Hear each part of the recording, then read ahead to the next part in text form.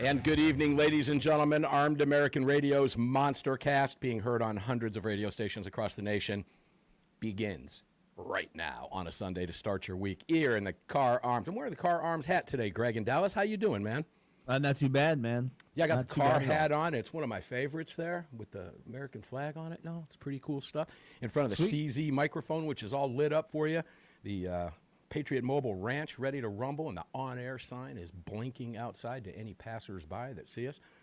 Greg, we're I guess I can do part of your job for you. We're live on YouTube. Ladies and gentlemen, we are blowing up over there, and we need your help to continue doing so. Please, please, if you're watching on YouTube, like and subscribe over there. Hundreds of you are already tuned in. We've got a huge lineup for you today. We've got a lot to talk about.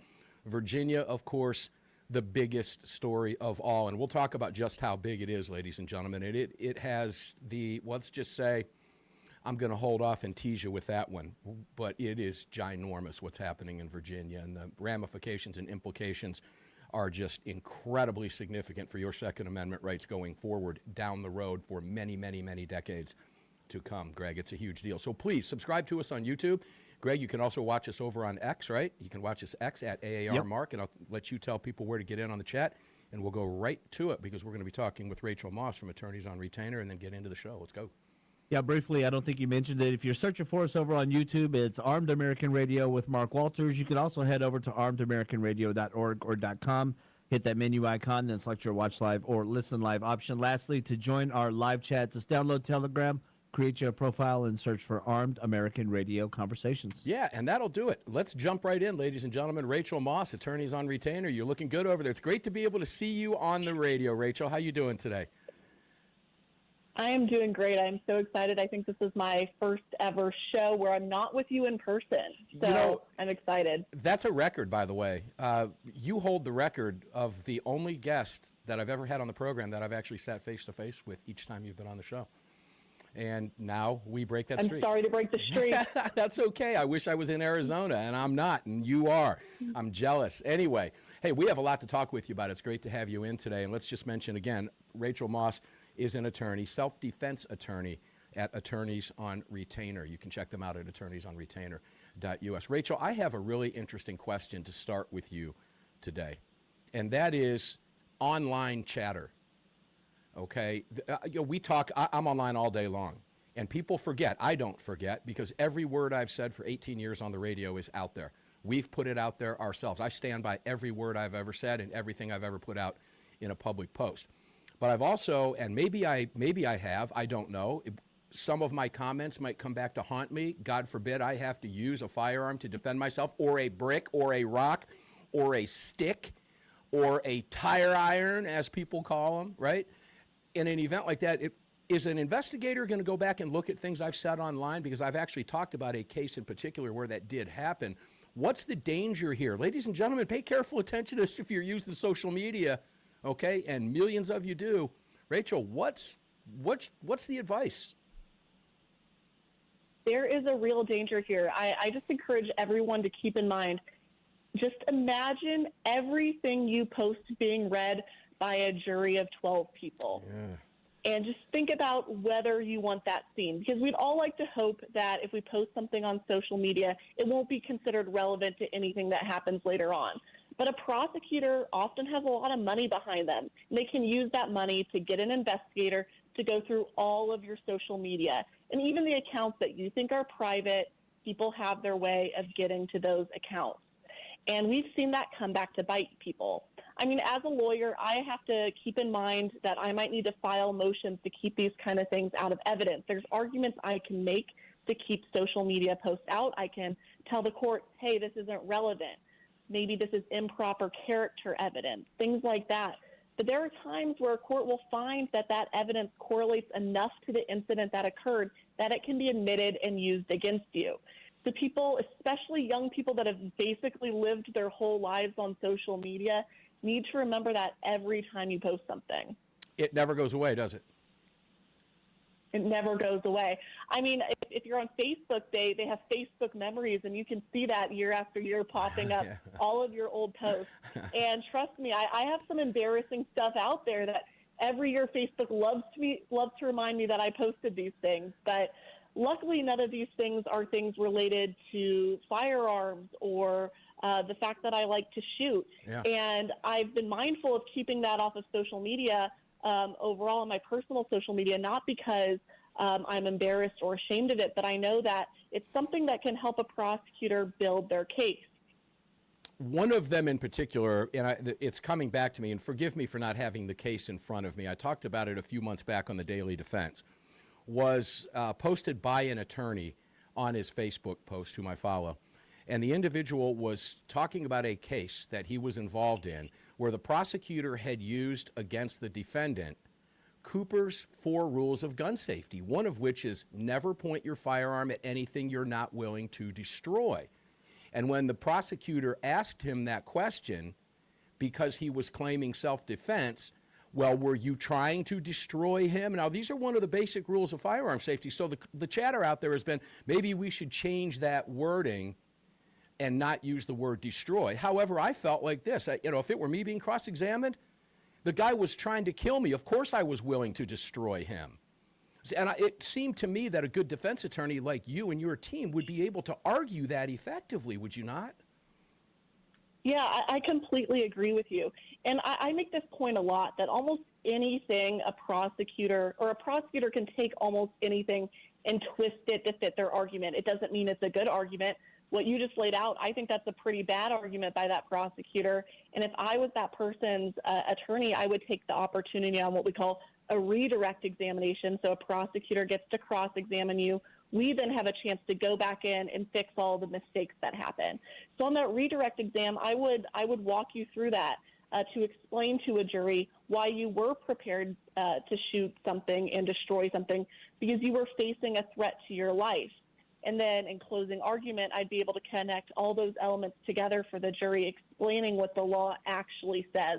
A big part of a defense attorney's job, especially an attorney that practices in self-defense law like me, is just reminding the jury of the law itself and that their job is to follow the law, not the emotions. Prosecutors, I feel like to distract with all these emotional arguments relating to things like the type of ammo, the type of gun used, the fact that a gun might have been illegally modified, all these things that could make someone emotional.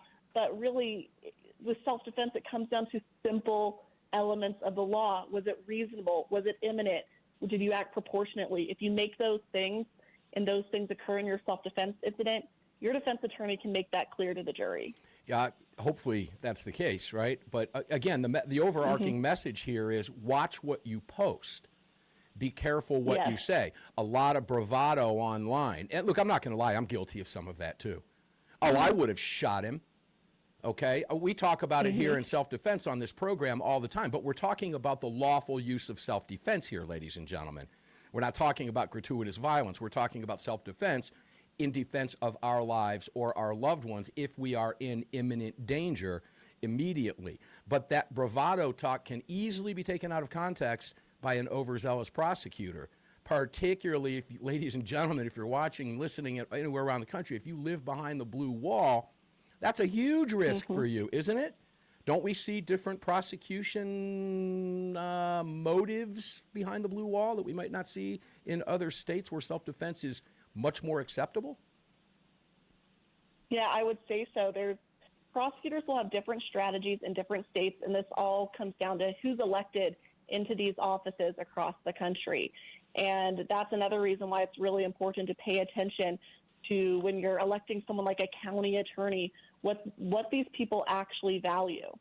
Yeah, what's the number one thing a prosecutor is after? Correct me if I'm wrong, but it's a conviction at the expense of your life, because they want to get reelected and they want you on their conviction checklist, don't they? Exactly. See, I don't like that. But that's a whole different conversation. We could have that conversation, and we likely will at some point, Rachel. We're getting ready to take our first break. When we come back, what I want to do, folks, many of you, for example, if you live in New Jersey, or if you live in New York, or if you live in California, where you face draconian gun control measures, where you can't have, quote-unquote, hollow point bullets because they're illegal. Law enforcement can, but you can't. Good enough for them, but not good enough for you. What happens if you use an unregistered gun? a quote-unquote ghost gun where it's not legal? What happens if you have a hollow point round in it and you get prosecuted? Attorneys on retainer will take that case for you, and Rachel's going to explain exactly what occurs in that process. Armed American Radio's Monster Cast continues, a huge lineup for you. We've got a lot to cover. Virginia, and that discussion coming up throughout the program. We'll be right back with Rachel Moss. One more segment to go with her.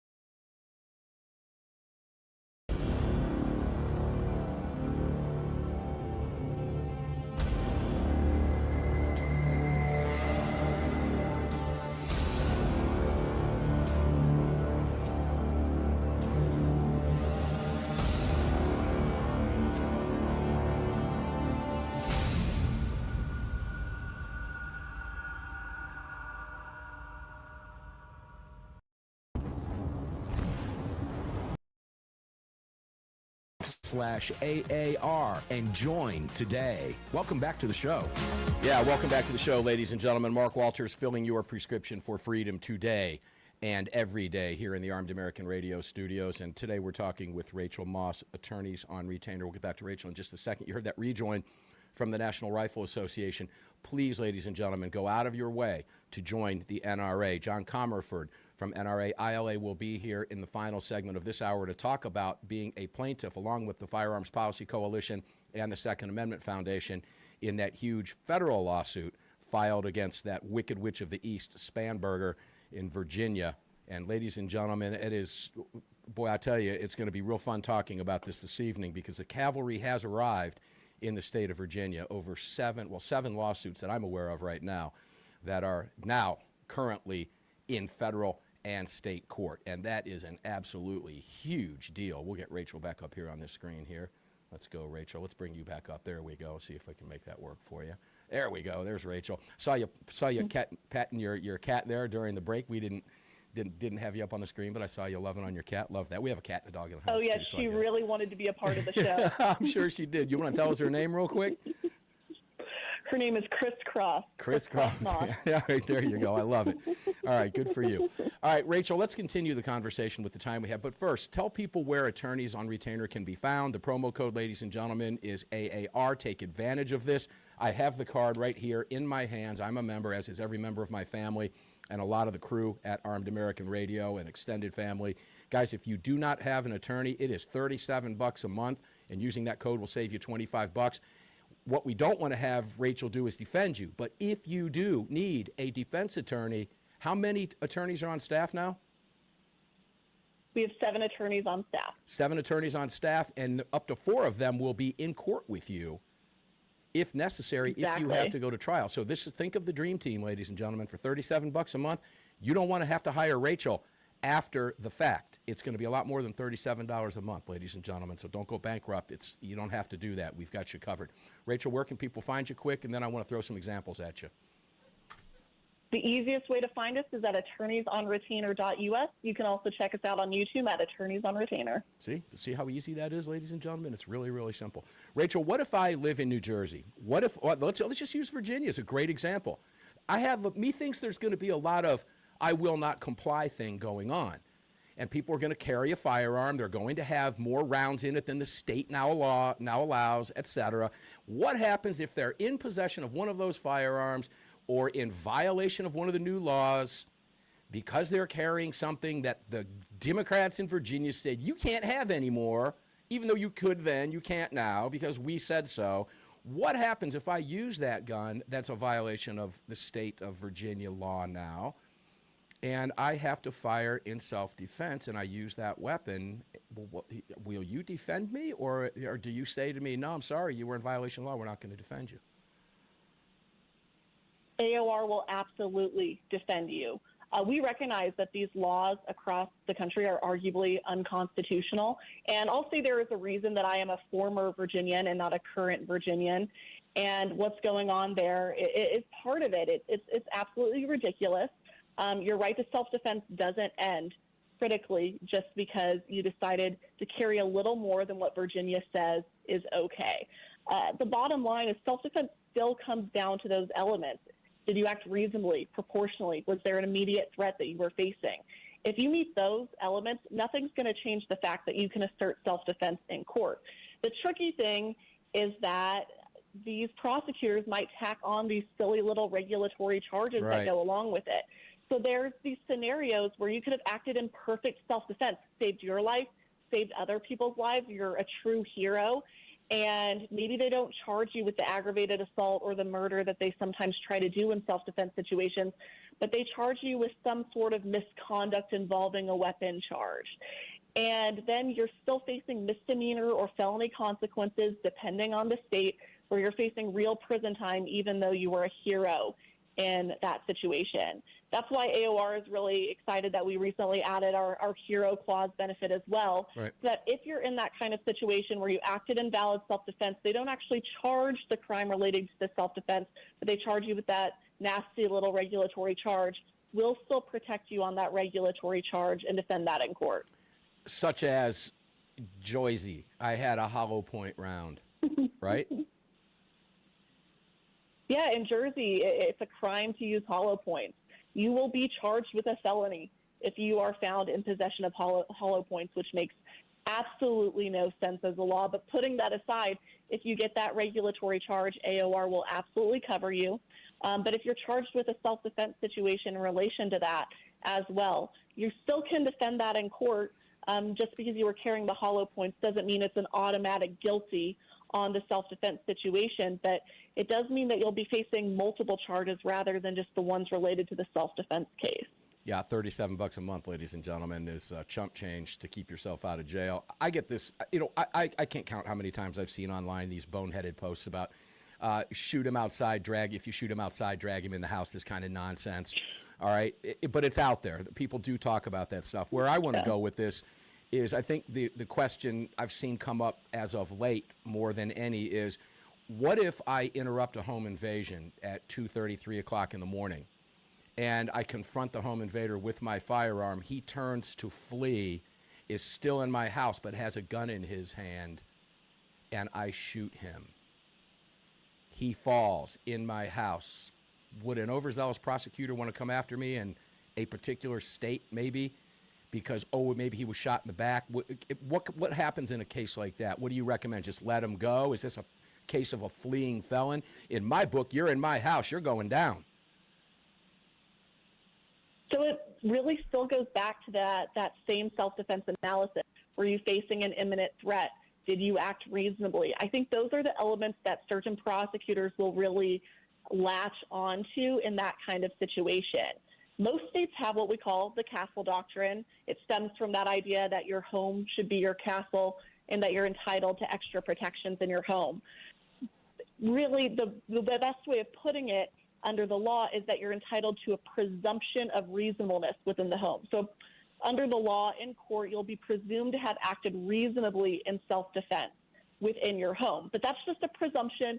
Presumptions can be overcome all the time. If the prosecutor has substantial evidence to show that you knew he was leaving, it will be hard to then argue that you were facing an imminent threat to your life if you knew he was leaving for good.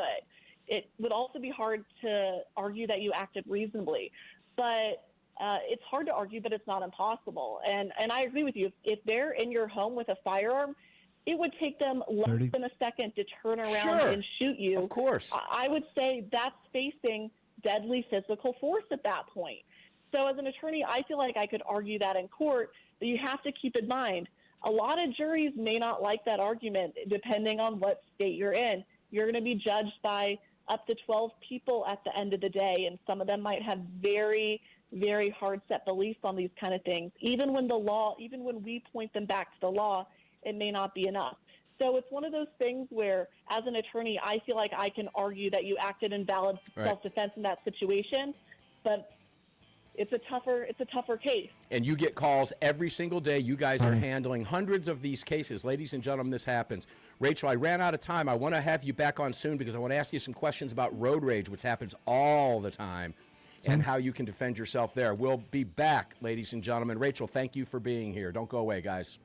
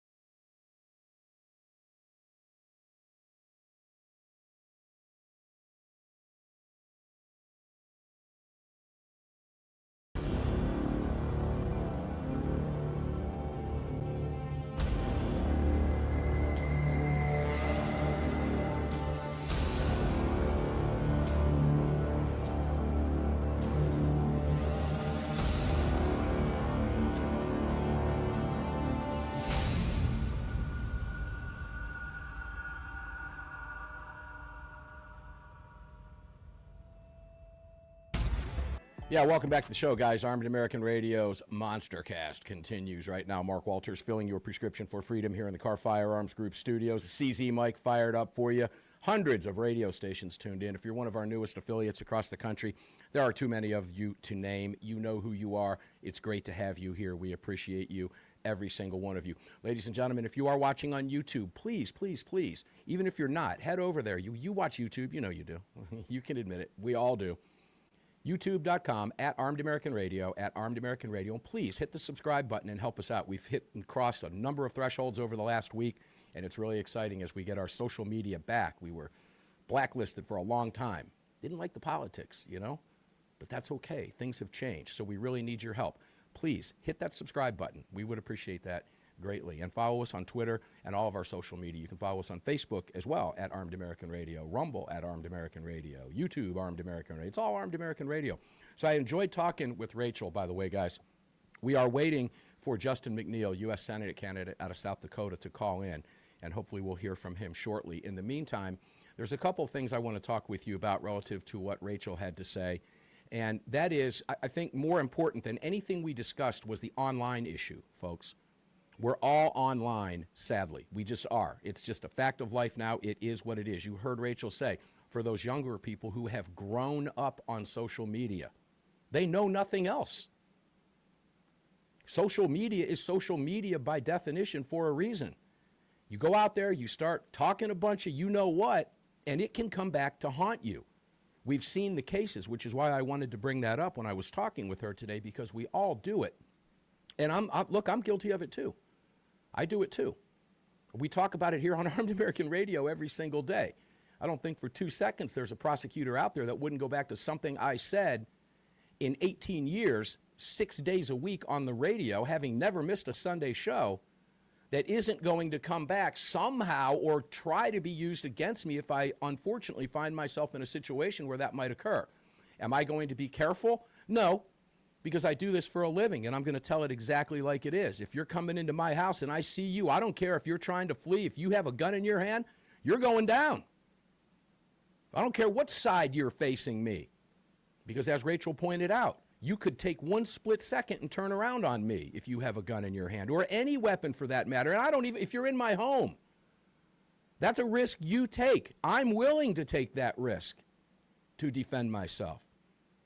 But not everybody does this for a living. And if you're out there in the chat rooms, please be careful. There have been a couple of, one of them very high priority cases where an attorney, a popular attorney who I won't name, I'll bring him on the show. Until I can do that, I don't want to discuss it publicly, but was talking about a particular case that he was involved in where it was actually one of Cooper's 4 rules of gun safety that was being, the guy did, by the way, did get convicted and lost his self-defense case. Now, maybe there were other circumstances there, I don't know.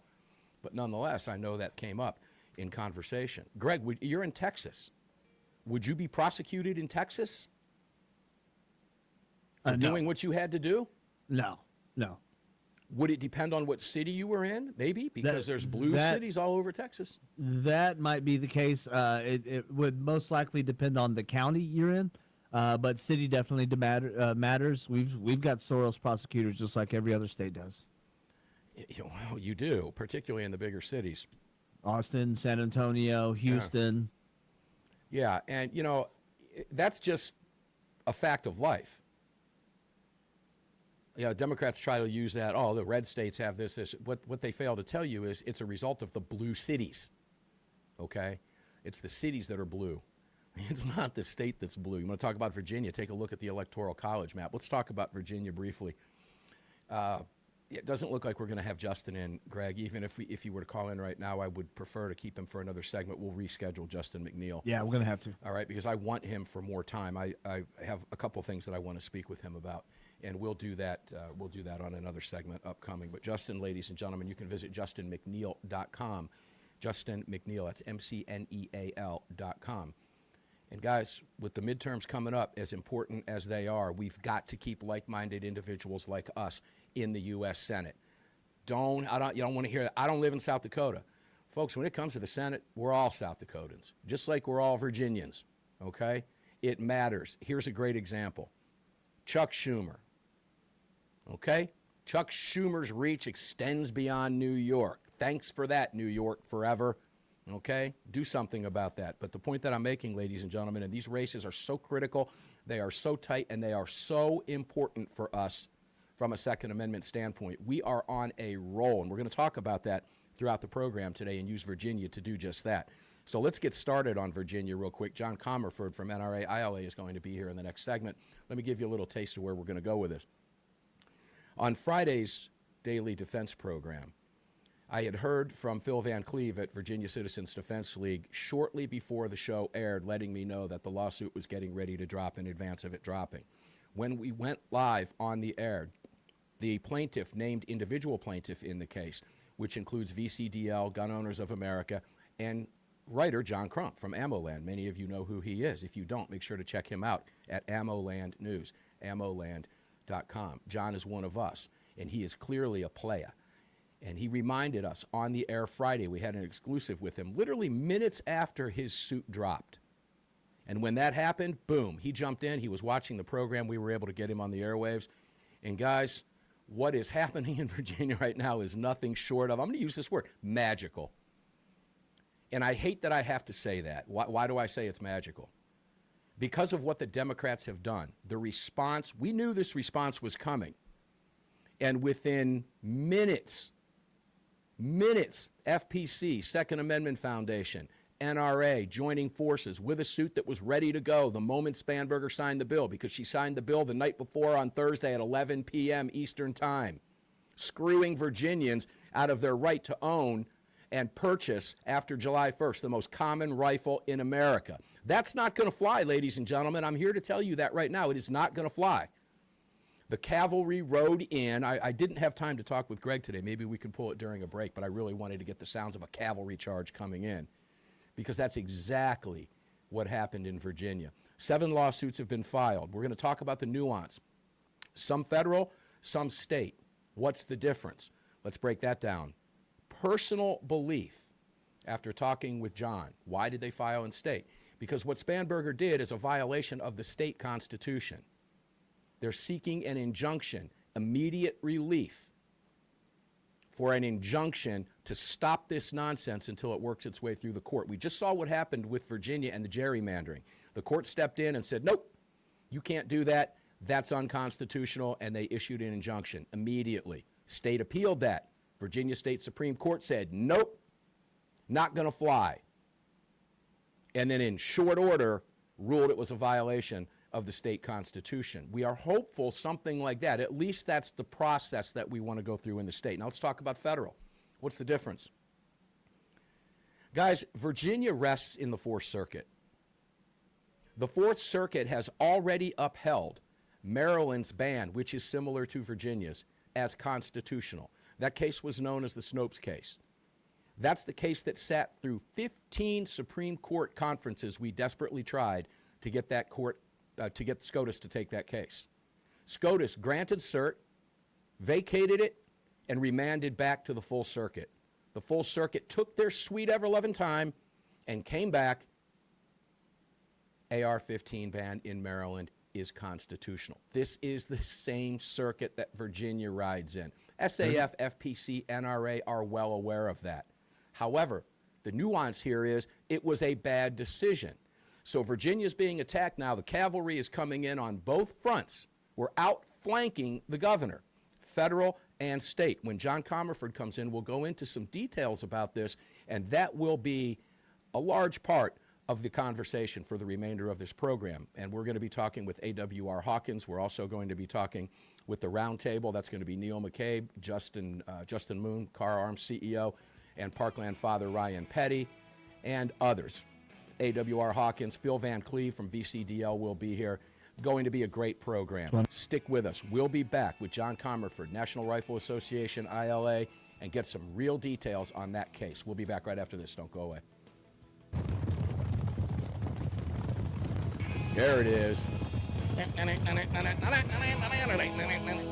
Thanks, Greg. Appreciate it.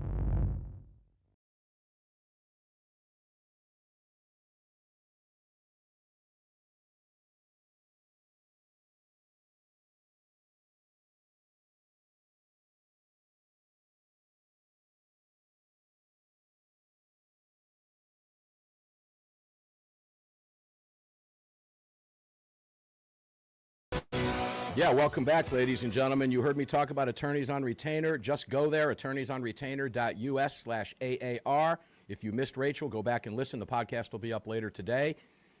Wealth of information over there. Now, let's get right to the phones. John Comerford, National Rifle Association Institute for Legislative Action, our good friend.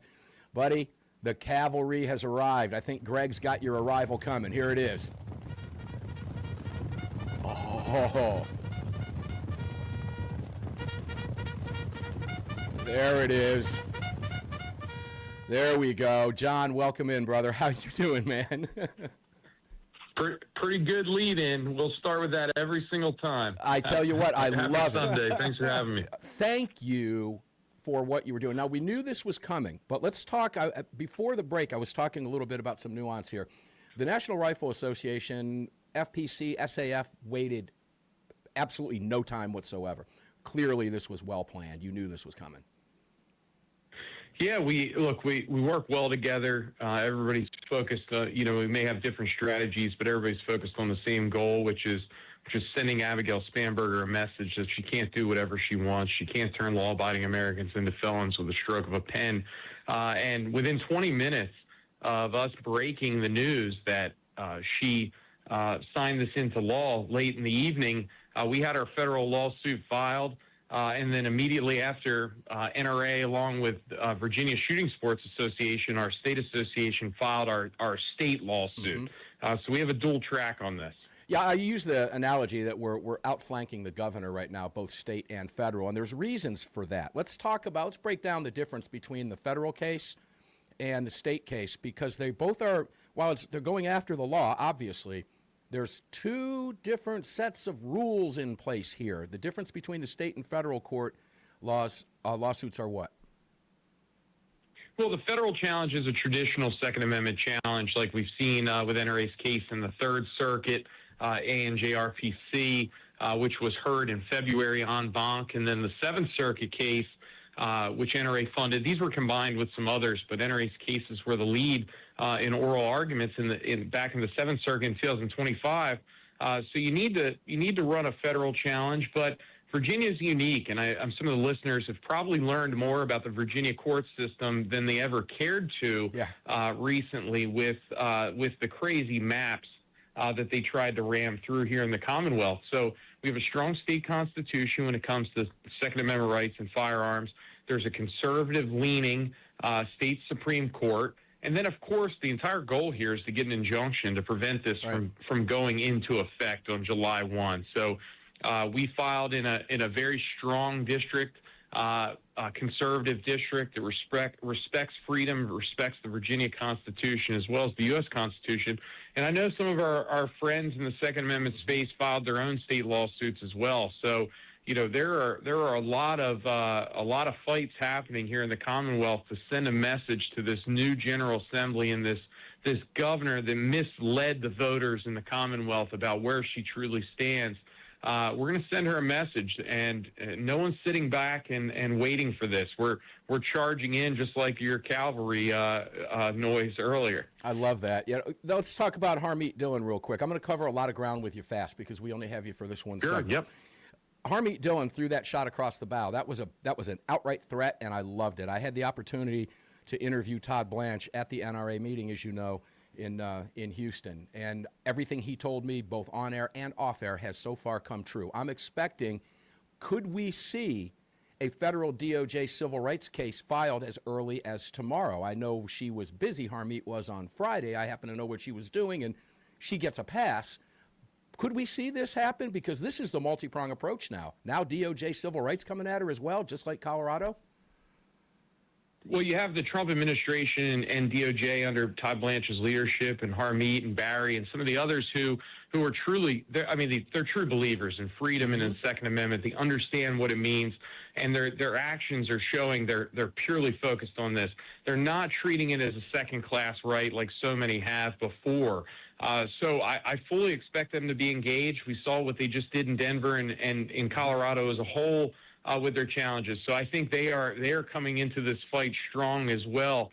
Whichever tactic they choose, they're going to be a compounding force in this fight for freedom in Virginia. What about SCOTUS now?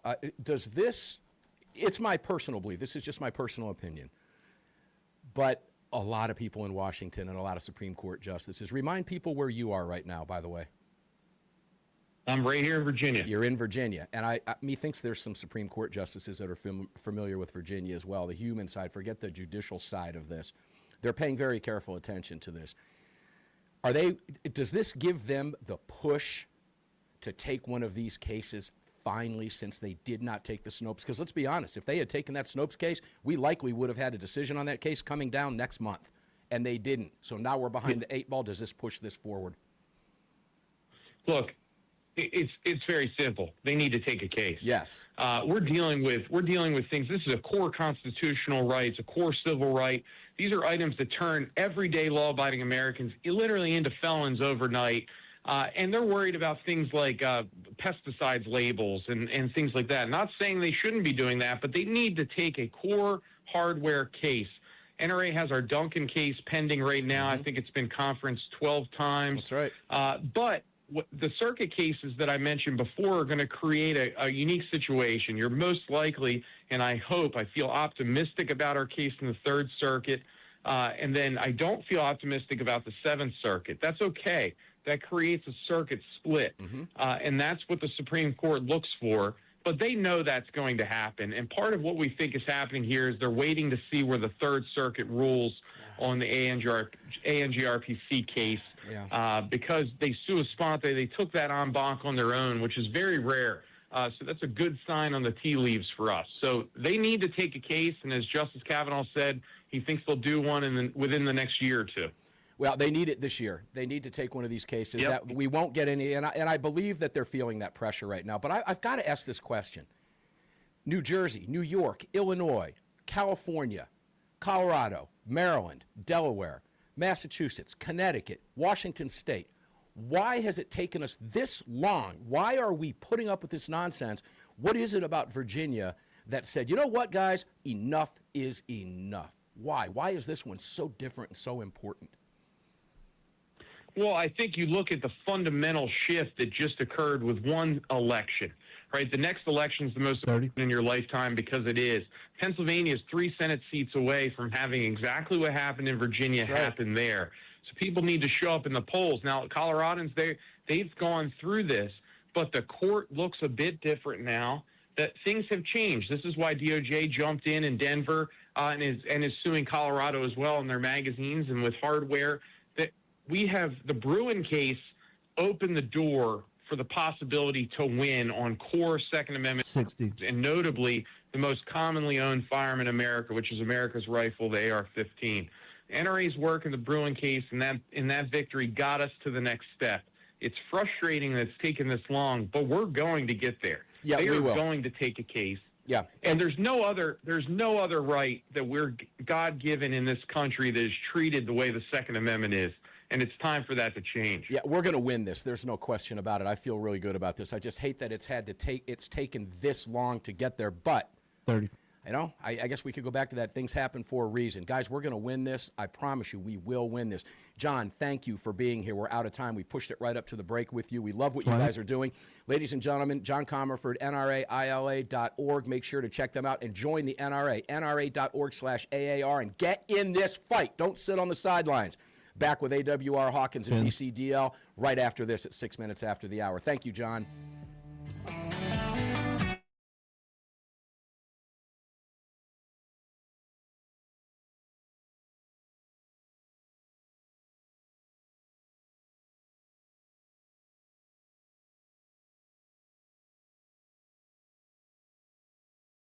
Ladies and gentlemen, we're going to take a quick break 6 minutes after. For those of you that are new to the show, we are a national syndicated radio broadcast being heard on several hundred radio stations across the country.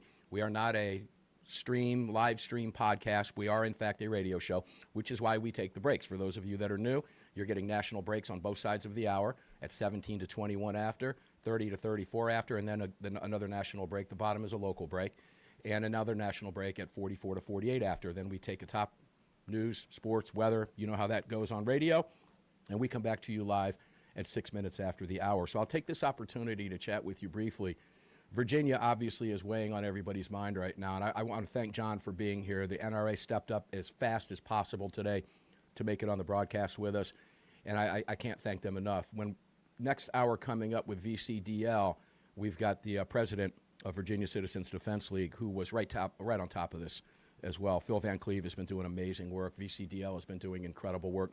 You heard what John said about Pennsylvania, 3 seats away. Arizona, folks, same thing.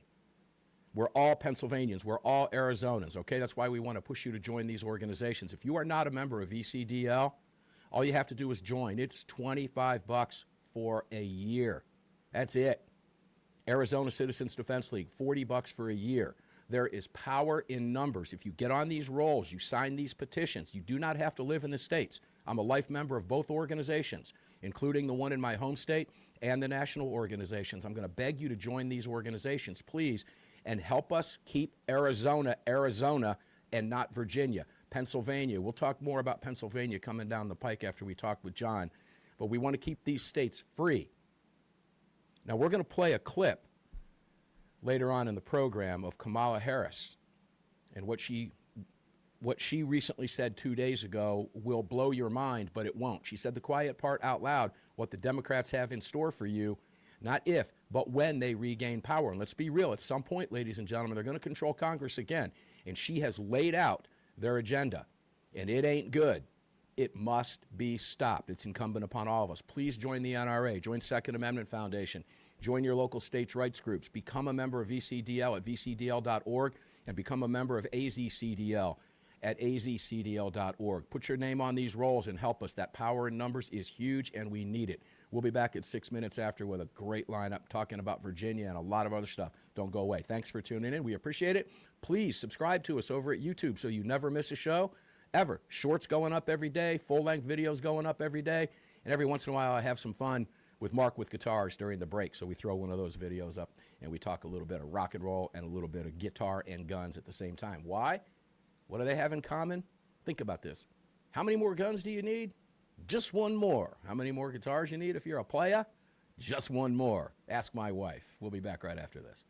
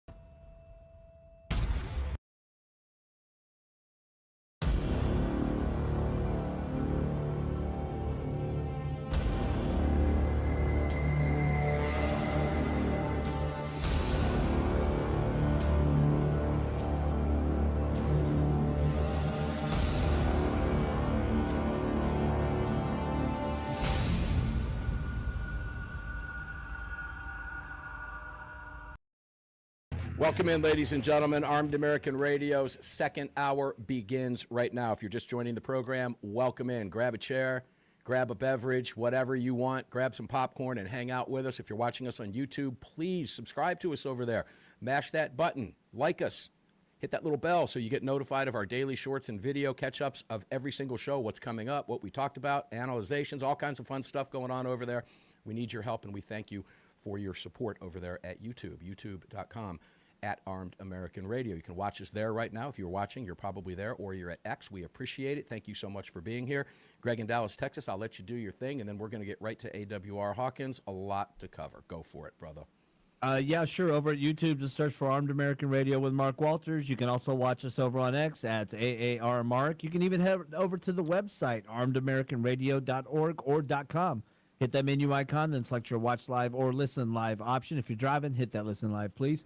If you'd like to join our live chat, just download Telegram, create your profile, and search for Armed American Radio Conversations. Yeah, that would be cool if you would do that. Now, Greg, I'm going to tell you, I've got my energy drink going here, 200 milligrams of green tea.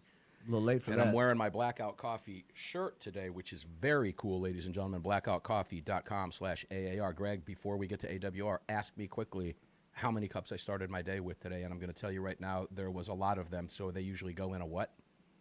They go in a pot, so we're going to guess how many pots, huh? Just one pot. Just one pot, yeah.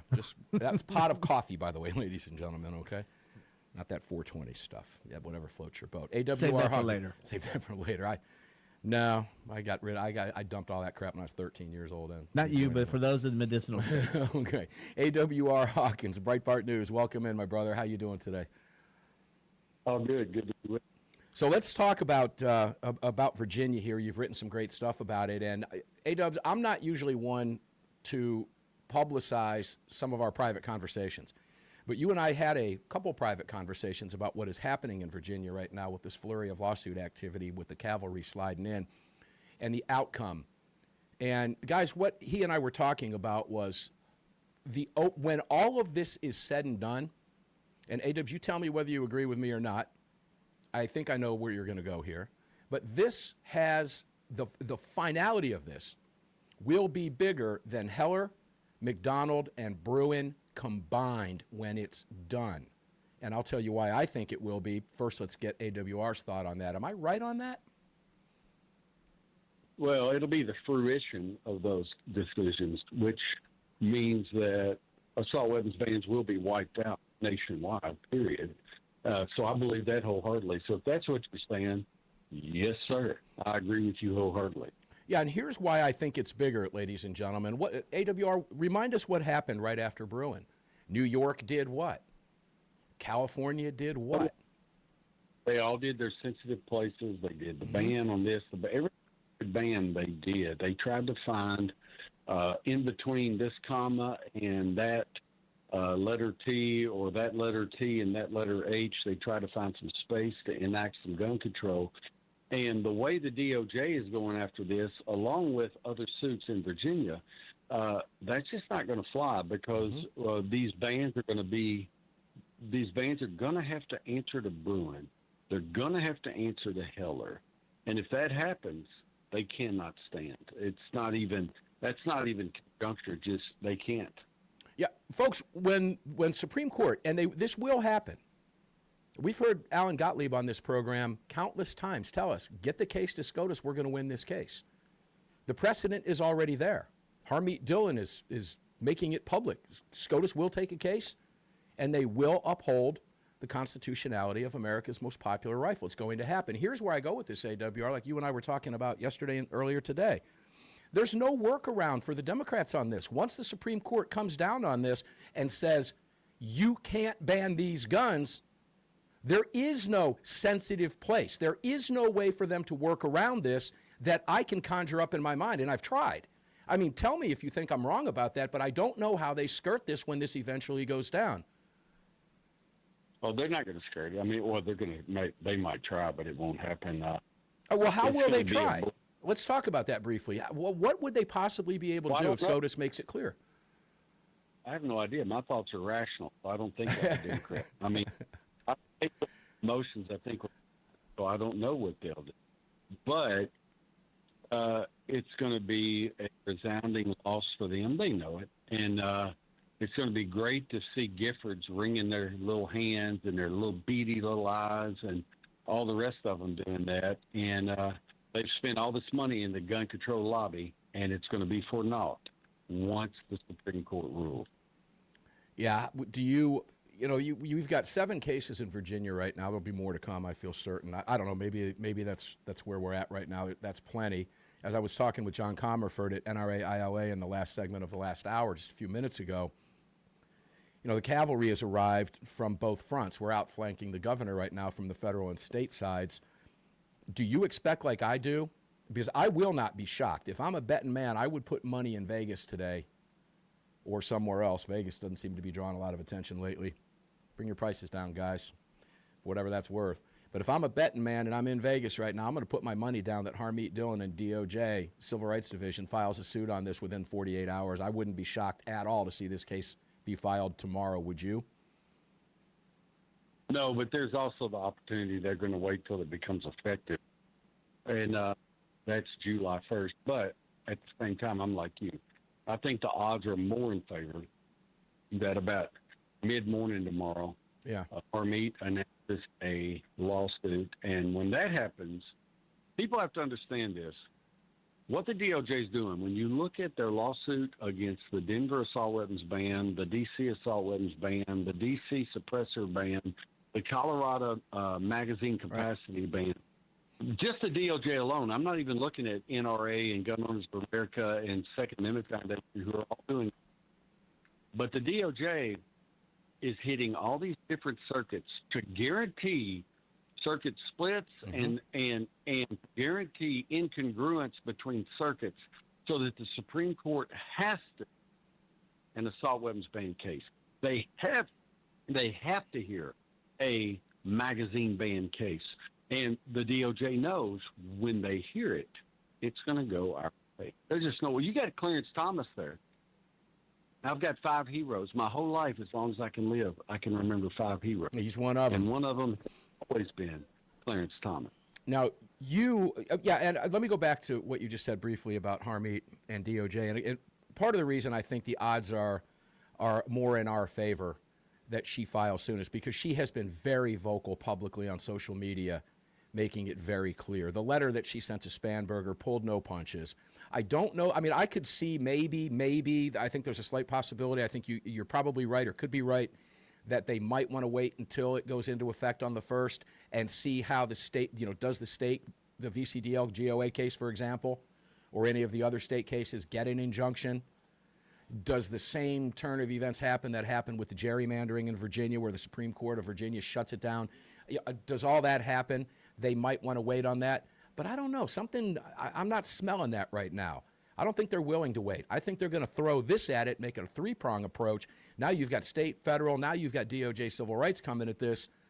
Guys, they're Democrats. Are you going to wear them down? Not when it comes to guns. They'll say all kinds of stupid nonsense publicly. But they will lose. They will lose this. Go ahead, A-Dubs.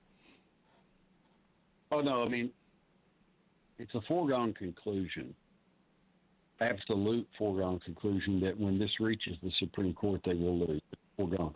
It's also somewhat foregone. And I'm not dismissing the NRA and their great work. I love the NRA filed suit the very day that the Democrat governor signed this. Yeah, so within credit minutes. to the NRA and credit to the Second Amendment Foundation. They were together. They filed suit as soon as that woman signed this. But what I'm going to say is, with the Gun Owners of America lawsuit, as you and I discussed, being at the state level, and what they're looking for is an injunction to block enforcement of this while it's adjudicated. I watched how Gun Owners of America did this in Oregon when Oregon passed a ballot 114, which I refer to as VM 114, and you can figure that out. And they filed a suit in the state to block that, and guess what? They blocked it, and they blocked it quick. And I think that might happen. I think Virginians might get a little reprieve because of the way Gun Owners of America has approached this, and that we may see this blocked while adjudication continues, and then ultimately we'll see it completely reversed when the Supreme Court rules and the DOJ throws its weight in it. So I see. Yeah, I agree with you. There's a lot going on here. When we come back, we've got one more segment with AWR Hawkins, and we're going to go right to the belly of the beast in Virginia with Virginia Citizens Defense League President Phil Van Cleve, who's right at the tip of the spear of this as well. We'll be right back with AWR. Don't go away.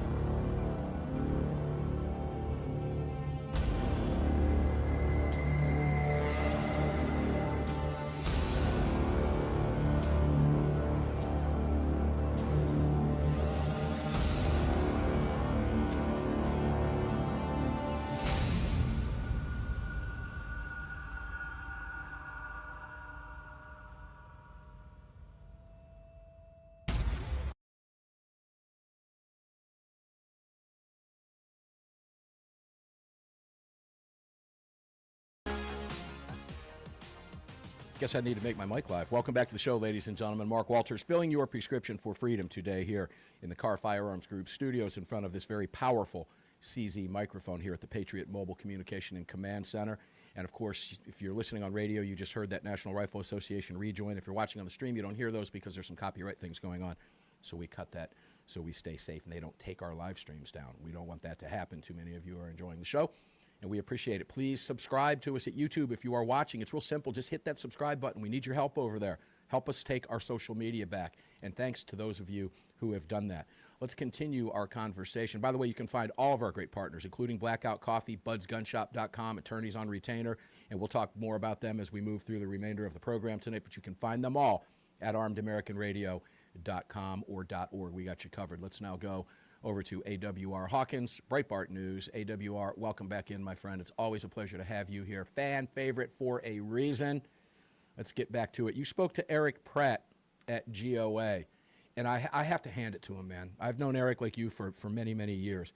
And I think they've done a lot of legal legwork leading up to this. They had plenty of time to plan for this. They knew this was happening, as John Crump, who told me, who was the individual plaintiff in that GOA case, told me that the moment she was elected, they knew this was coming, AWR. They knew it was coming. So they've had plenty of time to get it together.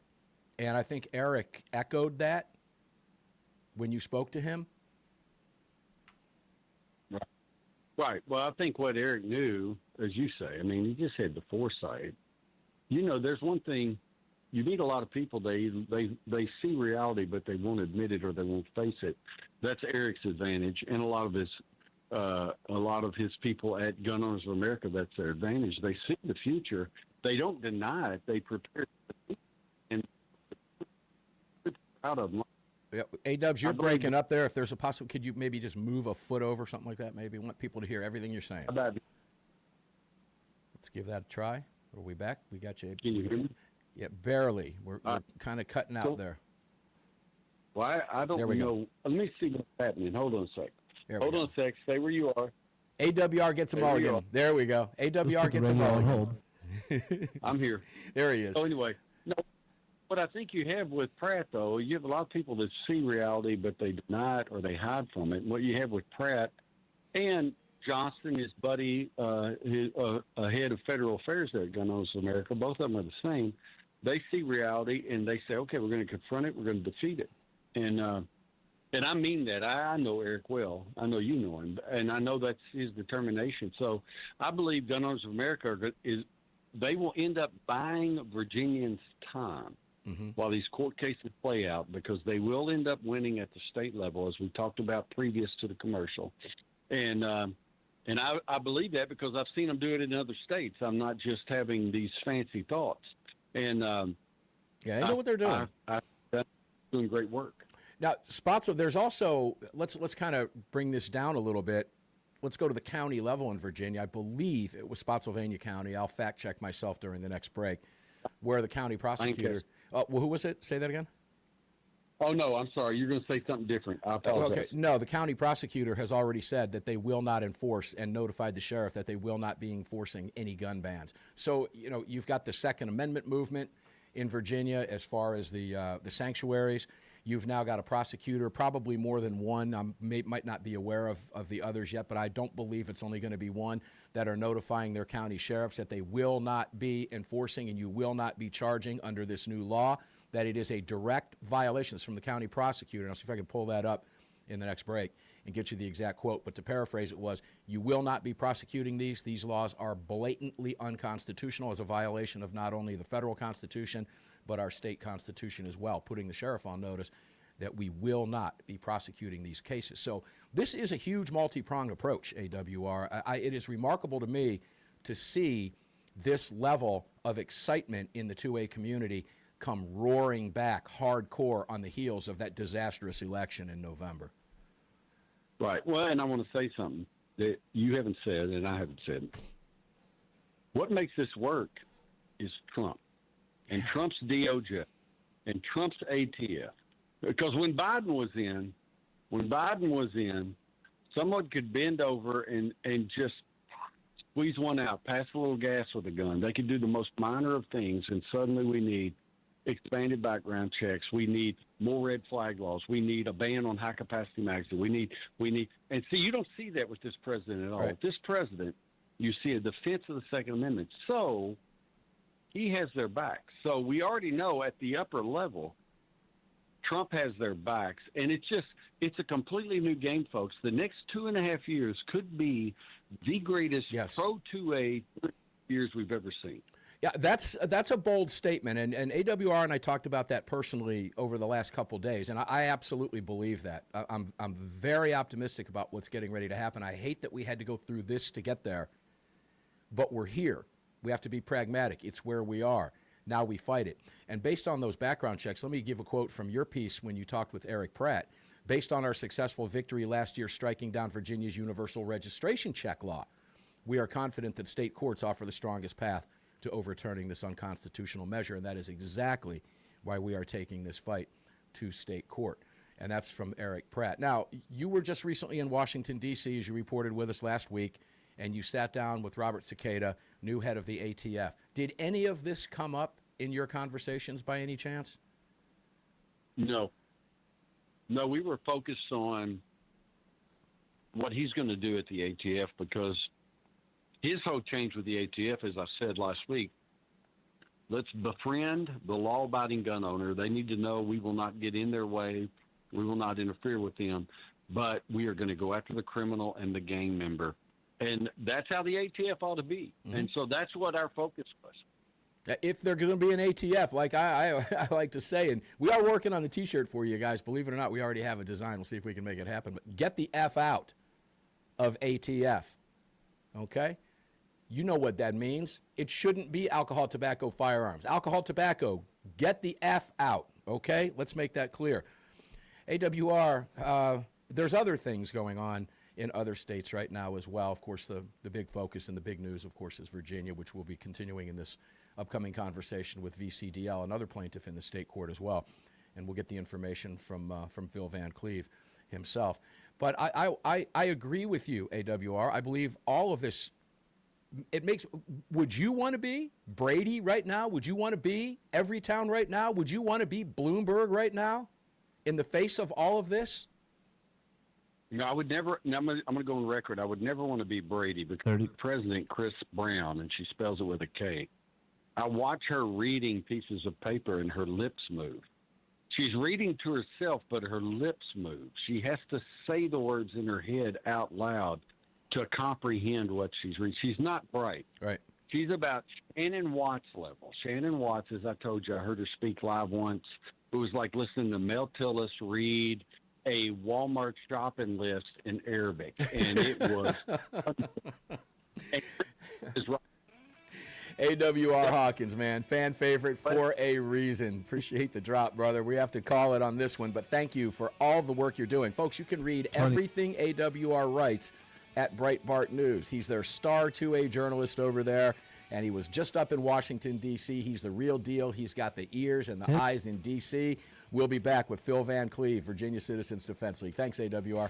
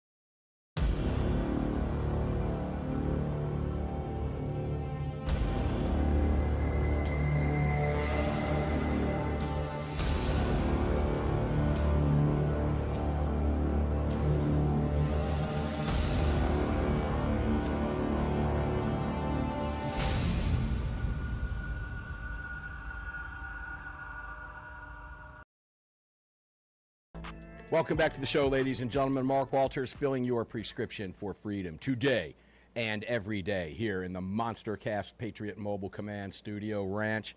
Yeah, Car Firearms Group Studio, CZ Mike lit up for you all across the country on hundreds and hundreds of radio stations. It's great to be with you today. We appreciate you jumping in and tuning in. We'll have Phil Van Cleve's photograph up here on camera for you here in just a few moments.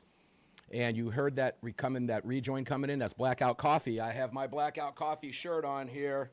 All right? Don't just live your freedom. Drink it, ladies and gentlemen. Blackoutcoffee.com/AAR. We start our day with it at the ranch every single day, and we can never get enough of that stuff.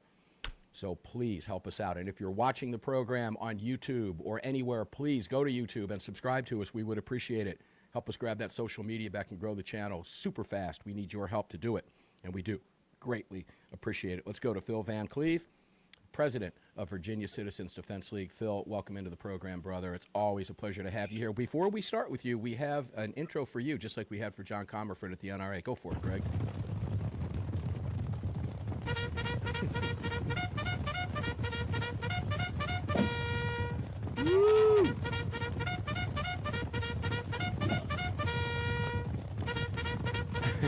Okay. Phil, you're leading the cavalry charge, man. You and the others, both in federal and state court. So we wanted to throw that at you. That was great. Thanks, Greg. That's all fun, man. Like my wife says, charge it. Charge it. Yeah. Oh, charge it. Yeah. Okay. Yeah, charge it. Greg's laughing at that. The old Flintstones cartoon. All right, Phil. Congratulations, brother. You were kind enough to text me on Friday, moments before the suit was filed, and shortly thereafter, your individual plaintiff named with you and VCDL, as well as Gun Owners of America, John Crump, was watching the program, and he was able to jump in, and we were able to get an exclusive first interview with him. I mean, literally minutes after the suit was filed. I'm going to guess you're going to tell us the same thing that we heard earlier, but I want to get it from your perspective because you're in Virginia and you have been so neck deep in this fight for so many years. I want to take this opportunity personally to thank you. We've known each other a very, very long time. And most of the other gun groups around this country have developed themselves and patterned themselves after your organization that you run. And AWR and I were talking privately earlier about what an amazing job that you and the organization have done. So hats off to all of you, the organization, you personally, and everybody in Virginia. And guys, it's why we're asking you to join VCDL right now. We need your numbers in here in this fight. First off, Phil, tell people where they can join you in this fight at VCDL and become a life member like I am. What do we need to do? Just go to VCDL, that is in Virginia Citizens Defense League, VCDL.org, like organization, VCDL.org. There you can join the group. You can donate to help fight the huge legal bills we're going to have coming. And also get on our free VA Alert email list. That'll tell you everything you need to know about gun rights in Virginia. And we also cover things that we think are important nationwide that have an effect on Virginians, which would mean they probably have an effect on all of us. Yeah, well, let's talk about one of them specifically before we get into your lawsuit, and that is reciprocity. That's getting, it's kind of being pushed by the wayside. But if the Democrats have their way with everything that just moved, ladies and gentlemen, if you travel to Virginia, which currently, you correct me if I'm wrong, honors all state permits. Now, we have 29 states are constitutional carry. Virginia is not one of them. So this is a huge deal for those of you who travel to Virginia, and many of you do. Guess what? They're going to eliminate that reciprocity to I can promise you this state here I'm in will not be reciprocal anymore with Virginia because we have no training. We simply go to our probate, sign a piece of paper, pay $77. If we're renewing, it's $31. I just did it on my birthday on May 5th, Cinco de Mayo, and your permit shows up at your house. They're not going to honor that. They're looking for every excuse in the book, but that's true too, isn't it? Yeah, that's the way. Again, all gun control is about civilian disarmament. At the end of the day, they don't want any of us, and sometimes even including police, to have guns at the end. That's their ultimate end goal, is just the military and government to be ruling over us. So, yeah, they're doing all this. Now, we don't know, for example, what they're going to do with, say, Utah. Mm-hmm. If they decide that Utah is close enough, then if you got a Utah permit, you could carry in Virginia, assuming that were to happen. We don't know. Or you can get a Virginia non-resident permit and then carry on the non-resident. But, it's the states outside of Virginia that are really going to take it on the chin more than those of us that live here, because so many states do have the permitless carry. And so, we have the advantage of, like, our surrounding states, Tennessee, Kentucky, West Virginia, all permitless carry. And I'm hoping that we can let them carry here. But, we've got our Attorney General is the one that fantasized about killing his political opponent and his kids. So that loon is the guy that will be determining if your laws in your state match our laws. Yeah, let's not forget what he said. We covered it at great length during the campaign. It's just an unbelievable turn of events that we have seen in Virginia since November. We've spent a lot of time talking about it for very good reason. This is what the Democrats have in store for you. Guys, don't miss next hour coming up. I'm going to play a clip from Kamala Harris. It's going to blow your mind. We're going to talk about it at the roundtable. Wait till you hear from her mouth what they want. It's nauseating, to say the least. I'm on FCC airwaves. I can't tell you what I want to tell you. Unfortunately, I have to be FCC friendly. Maybe during a break, I'll tell you. You can probably gather, but it's unbelievable. So let's go back to the state court here.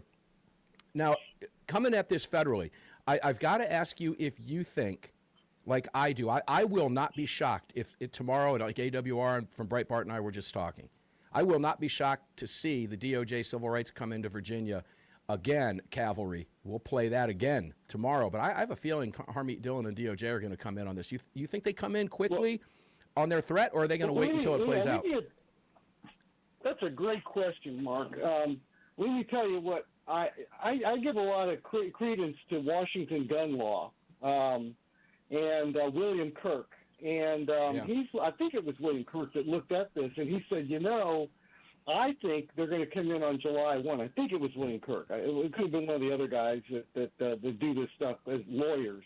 And he said the reason is they're probably coming from a different angle. They're going to come from an enforcement angle saying, you're enforcing this unconstitutional law against American citizens, and you can't do that. Now, they can't come after that angle until the law goes in effect. So on July 1, they could then file and say, now that you're enforcing this, you can't enforce it. That's what I think they're going to do. We'll see. Yeah, but well, I have a feeling they won't come in until July 1. That makes perfectly good sense. And in the earlier segments in the previous hour, I said if I was a betting man, I would put money down that she would come in, only because they've been so vocal about this, Harmeet in particular. But that makes perfect sense to me. And now that you do that, I very well could lose my money on that bet, because I think you may very well be right about that. That would absolutely make sense. Now, on the heels of that, I was mentioning with Hawkins in the previous segments, was it Spotsylvania County prosecutor who wrote the, tell us what they said, please, to the sheriff. We have two now. We have two prosecutors. Smith County, smelled with a Y.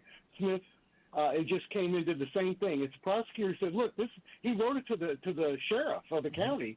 He said, these laws, these assault weapon bans and carry bans on assault weapons are unconstitutional, and I will not prosecute them. And he's telling the sheriff that, so the sheriff's going to go, I'm not going to arrest anybody for any of this because they're not going to prosecute it. So my deputies will just not bother with it. It's not something we're going to encourage. And Smith County just did the same thing. We're hoping we're going to publicize that quite a bit. I'd like to see an avalanche of prosecutors, because the prosecutor has that option. Right. He has the option of deciding exactly what he will or won't prosecute. And if they come together and they're saying, no, we're not going to do it, then this law means nothing.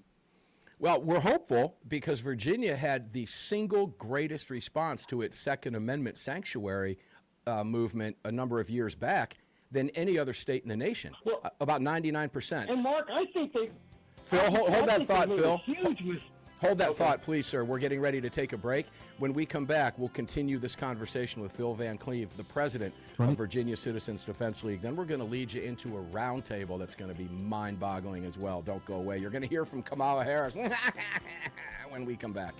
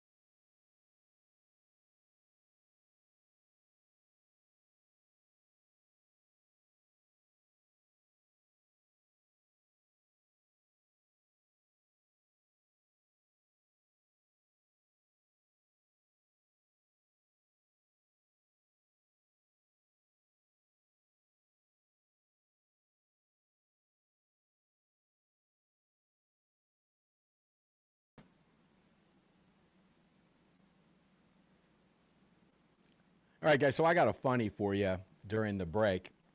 I was going through some Facebook comments on the Armed American Radio page, and if you don't like us over there, please do, at Armed American Radio on Facebook. And I saw a comment from a gentleman by the name of Robert Augustine, and it was hilarious, so I want to read it to you. And I did mention in a response back to him that I was going to read it on air. Greg, are you there? I am. Do you remember when I was talking about Sofia Vergara? And I've mentioned a number of times that she sold me my Ninja coffee maker at 3 o'clock in the morning. Yes. So I got this message on Facebook from Robert. It says, 2 Sundays ago, you made a comment on your show on Sunday evening about Sofia Vergara, and you would buy anything from her. It was in reference to a coffee pot, the Shark Ninja. The Ninja. The Shark is a vacuum cleaner, so he messed up on that. Sofia Vergara in 2015 joined Everytown for Gun Safety along with Jennifer Aniston and Barack Obama in an anti-gun campaign. You should really check who you plug a little better going forward. I was very disappointed to see that you would plug her. Now, I'm not going to tell you, I'm sure that's not the way he meant that. But let me remind Robert, that was funny for that reason. You can read into that what you want. Robert, not sure if that's what you meant. I'm not even going there. But what I am going to tell you is when I bought the coffee maker from her, I wasn't thinking about guns, okay? That's why I bought the coffee maker.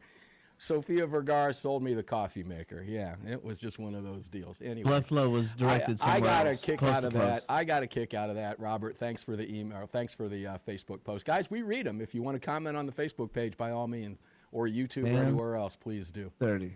Coming back to you right now, you just heard Greg.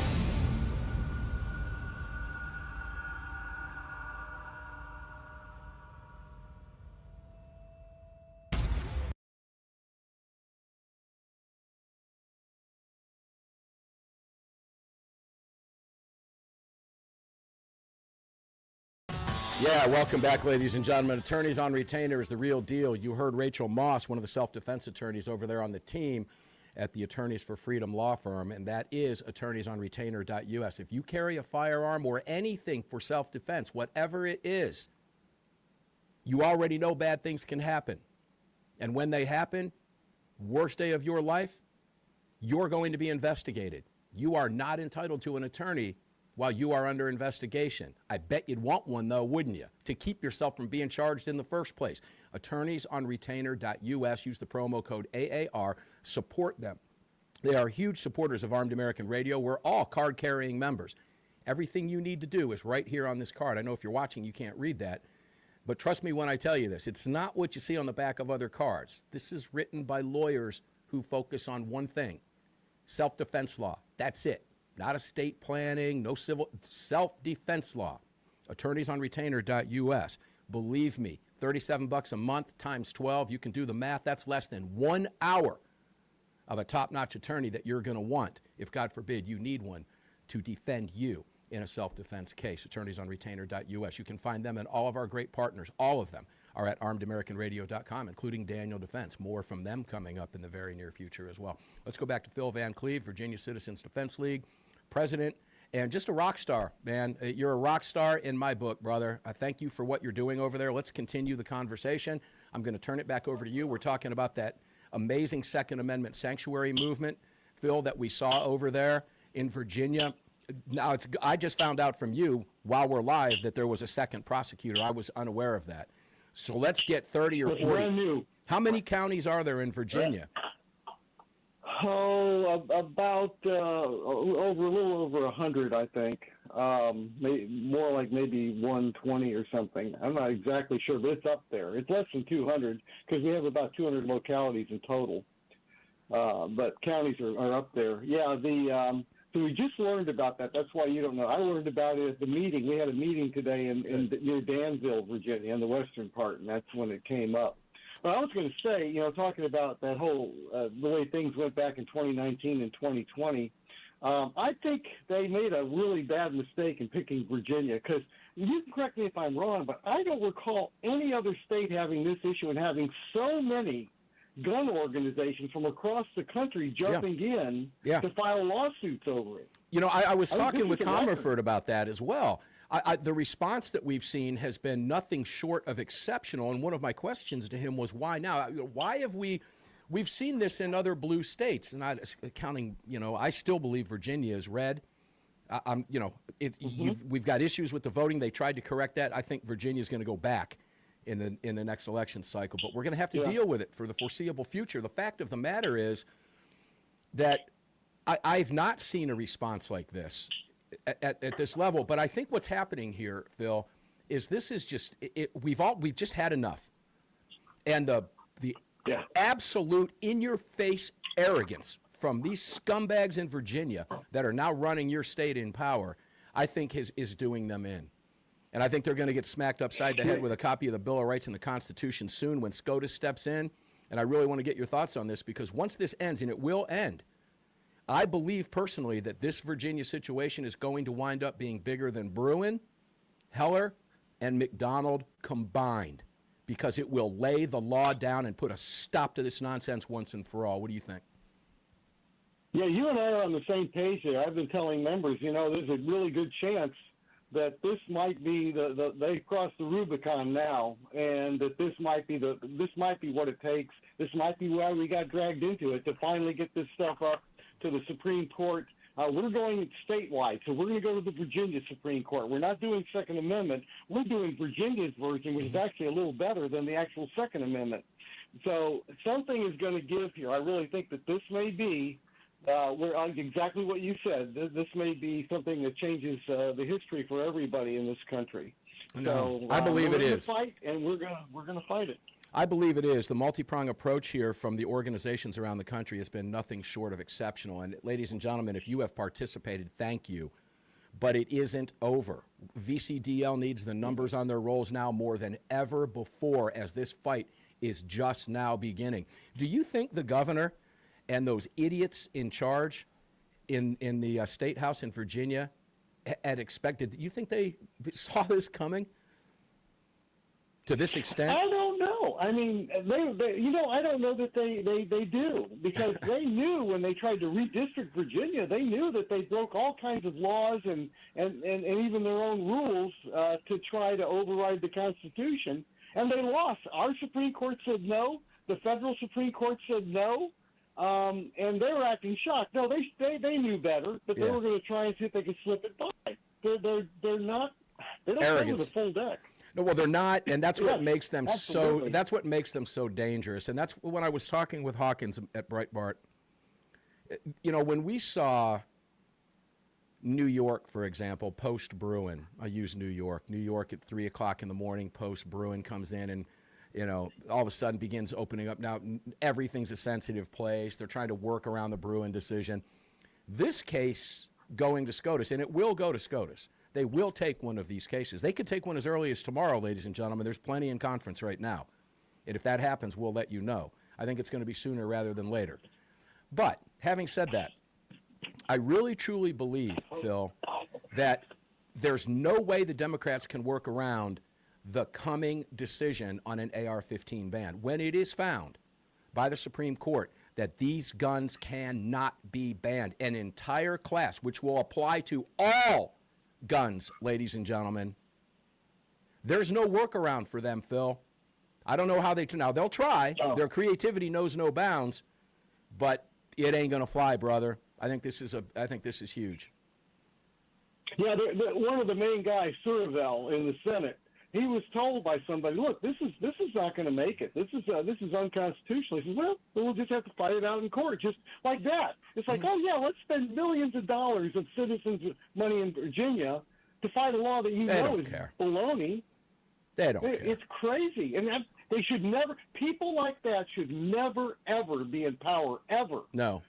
It's tyrant, okay, is the definition. It's that simple. No, but it isn't going to fly.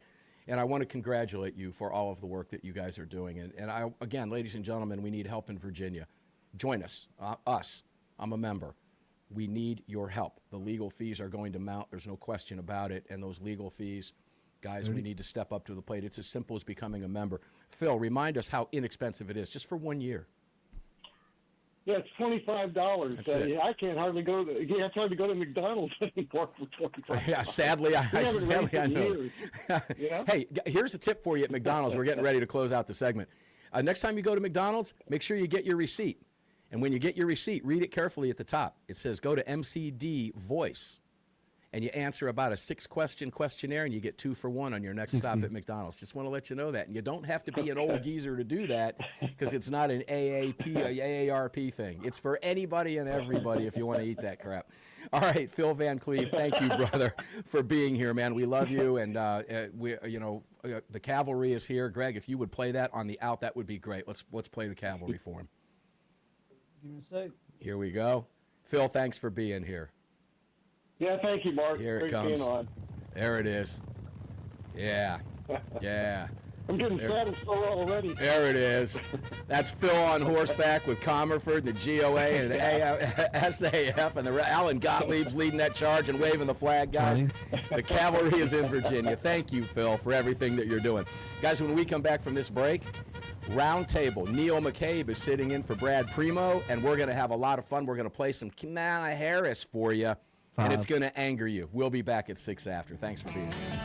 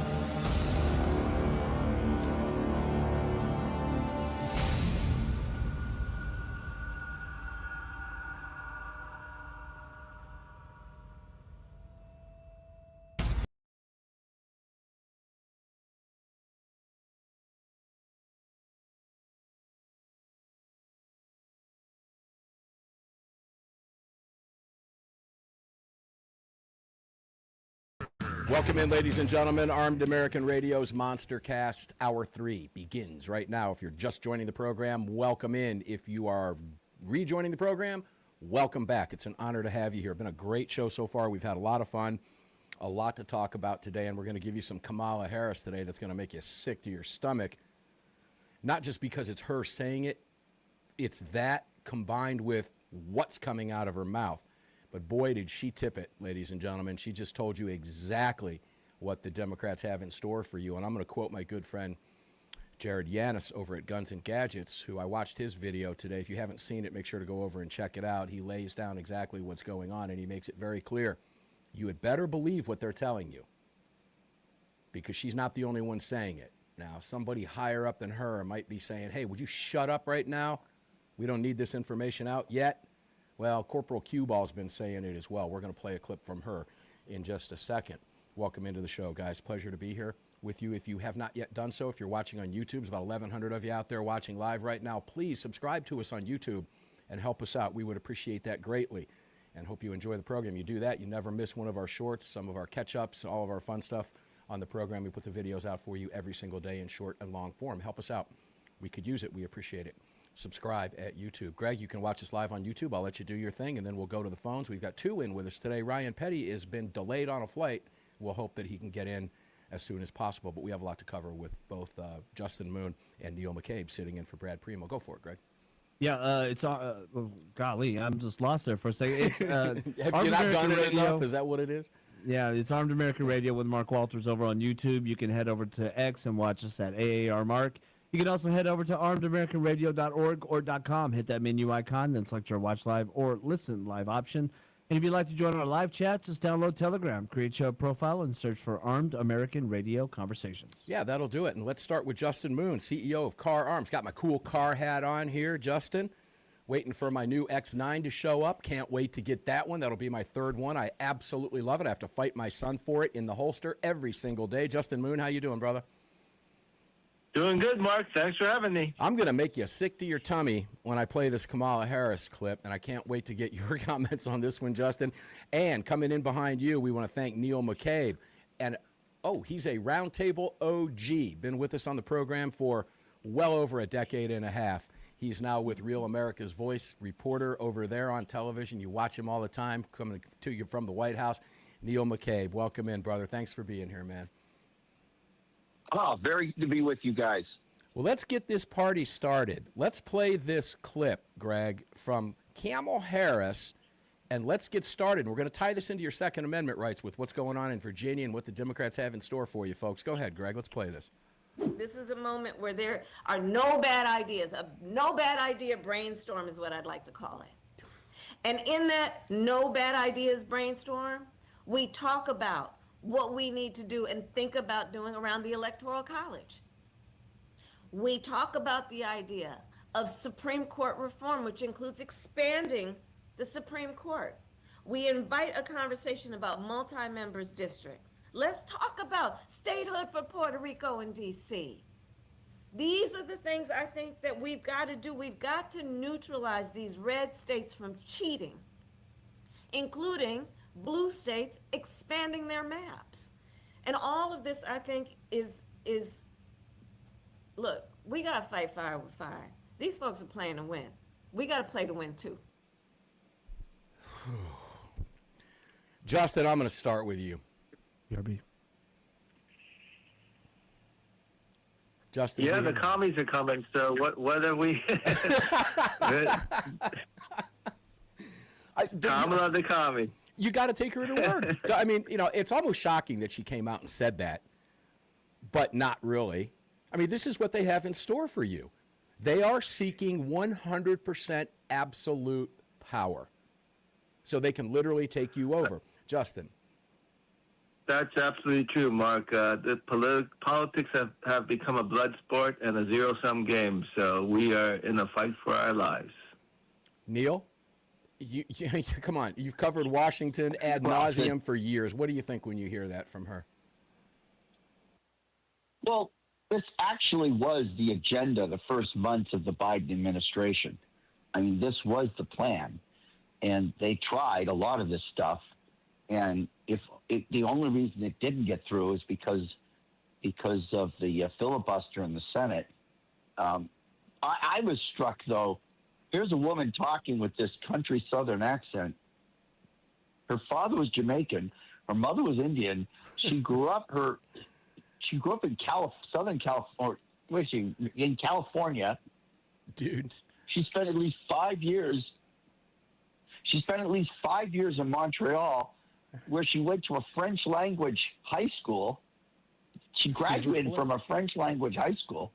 And so where she picked up that accent, now I'm a little sensitive to it because, as you know, Mark, I've lost my accent. Right. A lot of people ask me, where are you from? I can't really tell. He's lost his Boston accent. So when I hear that biscuits and gravy, I'm saying, where did that come from? That is definitely an Uber Eats accent. Do we need to pay attention to what she's saying, or is it just gobbledygook that we can blow off? Because this is also coming from Corporal Cue Ball himself.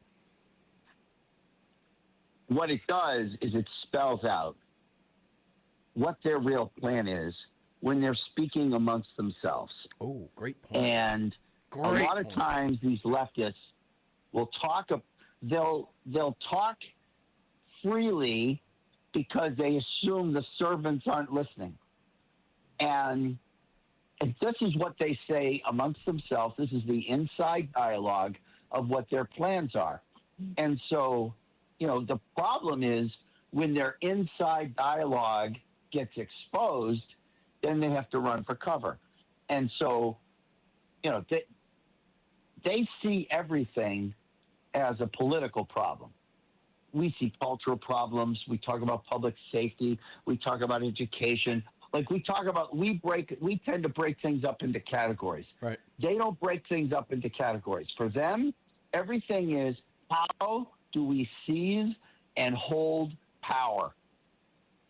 And these are all the different ways we can seize and hold power. Because when I was a kid, Mark, and frankly, when you were a kid, the Democrats, they would just win, right?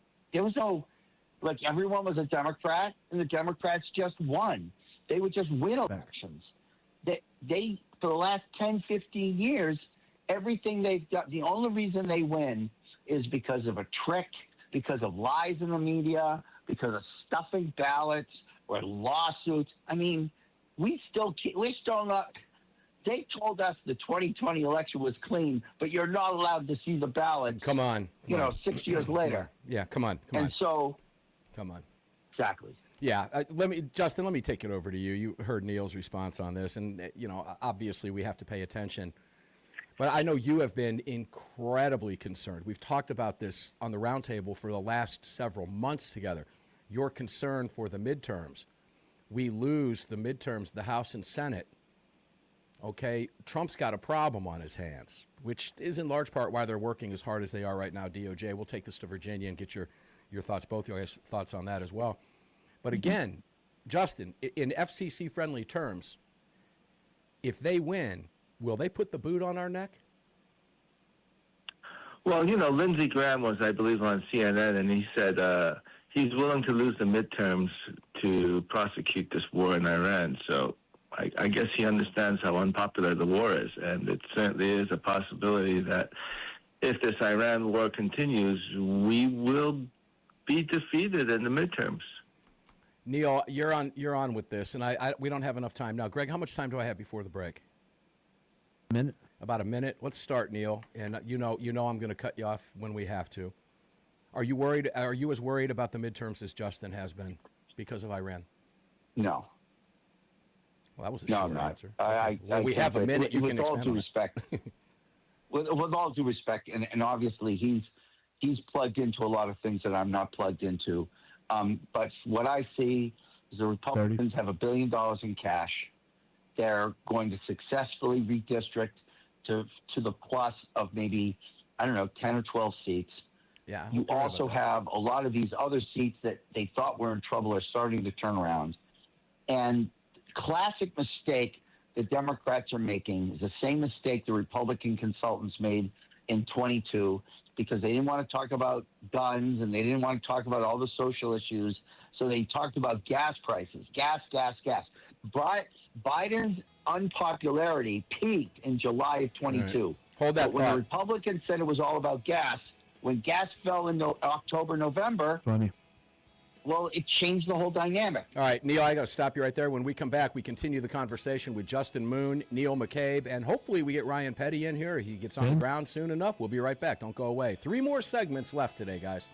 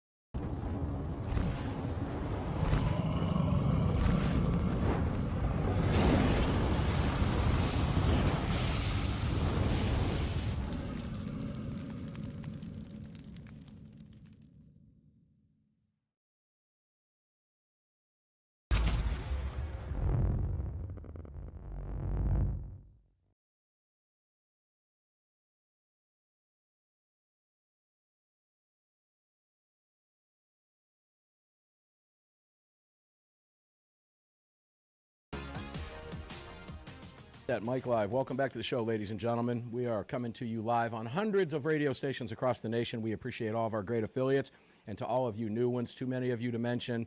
Right now, it would take a half a segment to do so. We appreciate you, and we hope you're enjoying the program, and you as well, listeners and viewers. Many of you are watching right now. A couple thousand are live on with us, and we appreciate that. Hope you're enjoying the program as much as we enjoy bringing it to you. If you are watching on YouTube, excuse me, please, I'm asking you to subscribe. Help us out over there.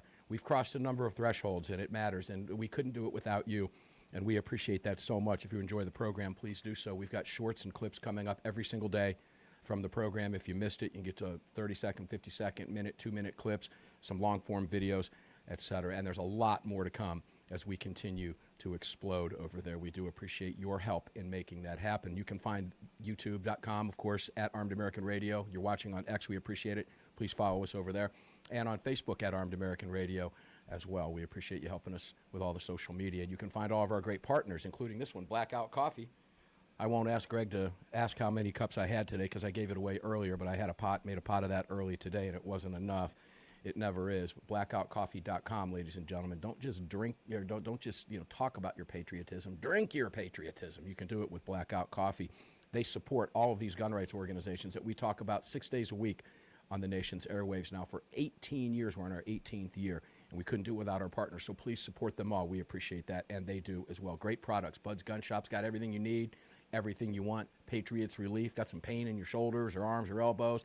Patriots Relief's got you there. Just go over there, click on the banners, and that'll take you there. Car Arms and all the rest. Let's get back now. Justin, welcome back in. Justin Moon, CEO of Car Arms. Welcome back, my brother. We appreciate you being here, as always. Good to be back, Mark. Yeah, pleasure's mine, brother. And Neil McCabe, welcome back in, my friend. I am on board and on duty, Mark.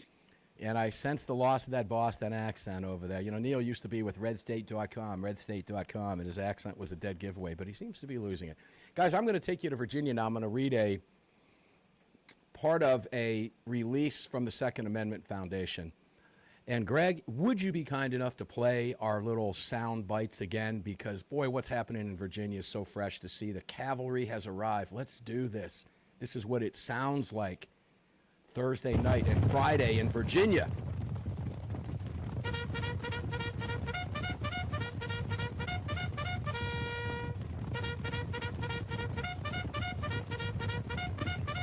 Woo-hoo! The cavalry showed up in the great state of Virginia, the Commonwealth, Justin Moon, when 7 lawsuits were filed to stop the nonsense gun bans in Virginia. Here's what the Second Amendment Foundation, your good friend Alan Gottlieb and mine, had to say. Following closely on the heels of Virginia Governor Spanberger signing new gun control legislation into law, the Second Amendment Foundation and its partners, which, by the way, is FPC and National Rifle Association, ladies and gentlemen, have filed a lawsuit challenging the Commonwealth's new ban on assault firearms and large-capacity magazines. Spanberger signed into law a ban on so-called assault firearms, declaring that, quote, any person who imports, sells, manufactures, purchases, or transfers an assault firearm is guilty of a Class 1 misdemeanor. The law further defines an assault firearm as a semi-automatic rifle chambered in any caliber besides .22 rimfire, or one that contains a litany of common features such as a collapsing stock, pistol grip, thread. You've seen all the nonsense. It's wild that lawmakers who each take an oath to uphold the Constitution insist on passing bills purposefully designed to gut it, said Executive Director Adam Kraut. The firearms and magazines banned in this law aren't bizarre and unusual outliers. They're among the most commonly owned guns and magazines in the country. They're owned in the tens of millions by peaceable Americans who use them overwhelmingly lawfully. Virginia has now joined the minority of radical states to ban these constitutionally protected firearms, and in so doing, join the club of states we're suing over it. And it goes on, but you get the idea. Here's what Alan Gottlieb had to say. Virginia lawmakers lied to their constituents and to themselves when they said these laws weren't bans. A new sales and transfer ban is a ban that that's just one generation removed. On July 1, anyone turning 18 in Virginia will find out that the rights enjoyed by their predecessors do not apply to them. These bans are an affront to the Constitution and an insult to the intelligence of Virginians who were fed lies and misrepresentations by their elected officials. We're excited to fast-track this case to the Supreme Court. Justin, there are now 7 suits filed, some in state, some federal. Your thoughts? Well, it certainly is good to see the NRA joining the fight with SAF. I mean, the NRA has been on the sideline for way too long, and it really it's refreshing to see them join the fight again. So keep going, NRA.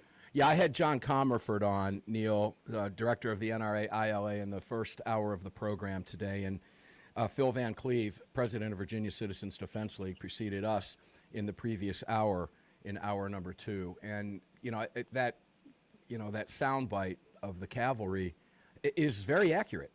We had been saying on this program for a long time, Virginians, the cavalry is coming. Well, the cavalry arrived.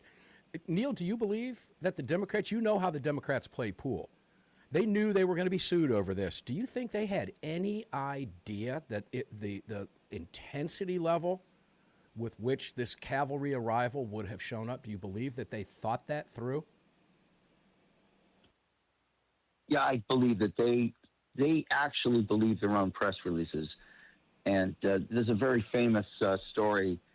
It's true, right? That basically after Nixon won 49 states in 1972, the movie reviewer for New Yorker magazine wrote a column about her shock that Nixon had won 49 out of 50 states. Because she didn't know anybody who voted for him. Yeah. I know a single person who voted for the guy.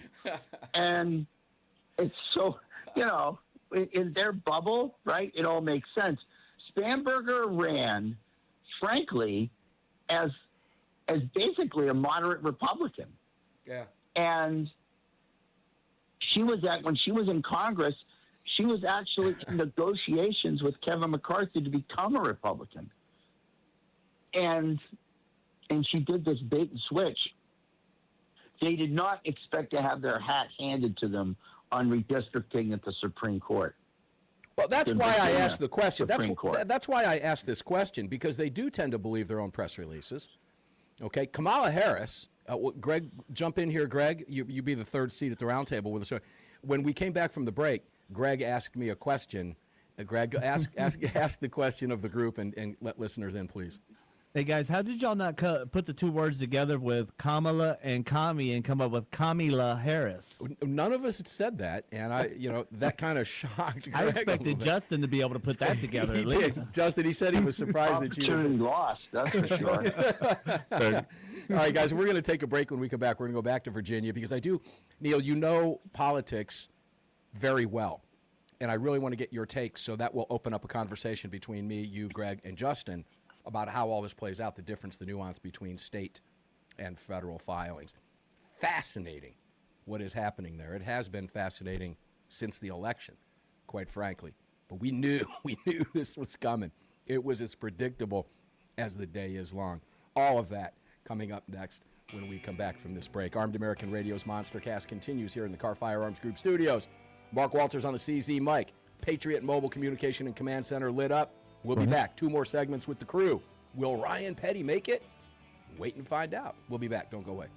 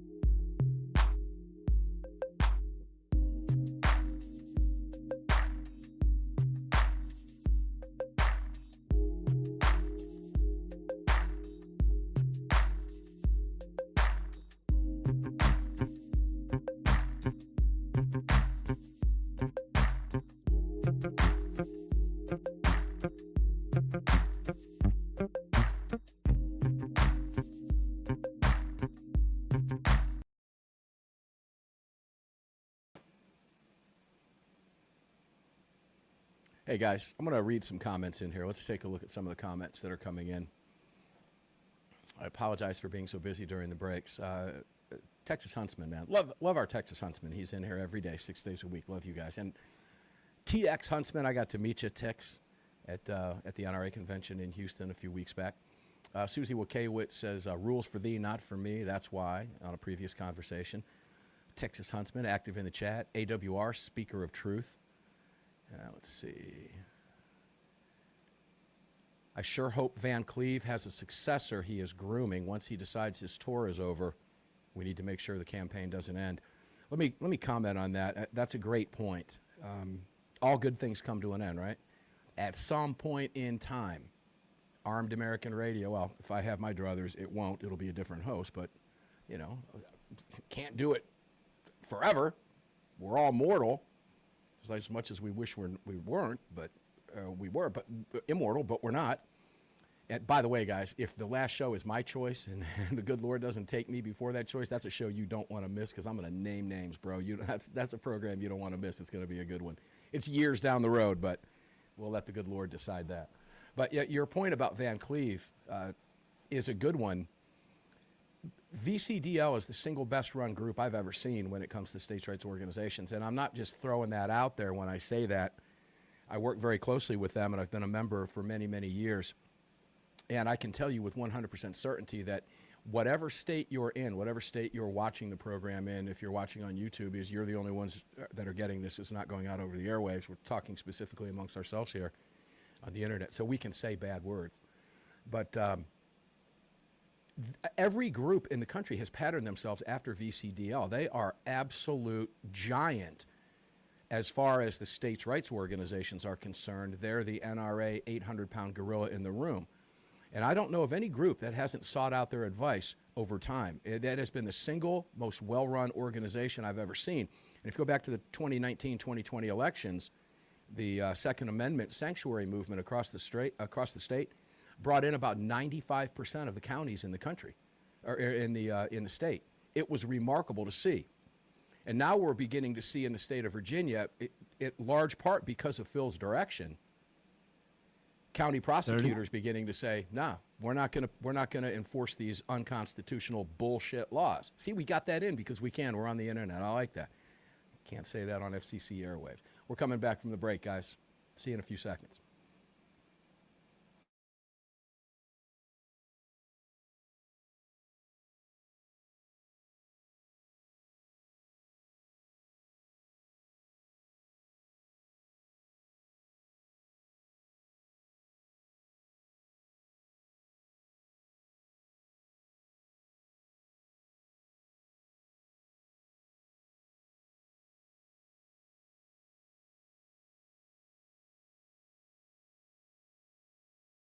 Indeed. Welcome back to the show, ladies and gentlemen. If you're listening on your radios, you heard that Blackout Coffee rejoiner. If you're watching on the streams, you missed it for copyright reasons as far as the music bed underneath it. That's why we do that. But that was a Blackout Coffee rejoin. I got my Blackout Coffee shirt on. We live by the stuff here, guys. Good, strong coffee. And by strong, if you want the caffeine, I've got one of the bags up there now. Strike Force, it's 200 milligrams. That's a lot of caffeine. We use it to we mix it into other coffee if we want a stronger cup. Now, I'll probably do that tomorrow morning simply because I'm having these things late in the afternoon and late in the evening today. I had a couple cups, had a pot earlier today, but it's blackoutcoffee.com. It's just great coffee. It's good, strong coffee, just like America. So drink your patriotism. You can do it with Blackout Coffee. They also support virtually every single gun rights organization out there, ladies and gentlemen. They're the real deal. You can find them and all of our great partners over at armedamericanradio.com.org. We got them both covered for you. More about our partners coming up the next couple segments. Let's go back to Justin Moon, CEO of Car Arms. Got the cool car hat on here in the Car Firearms Group studios. Justin, welcome in. Well, good to be back. And Neil McCabe from Pots Unknown, formerly of RedState.com. Go ahead, Neil. Go ahead, jump in.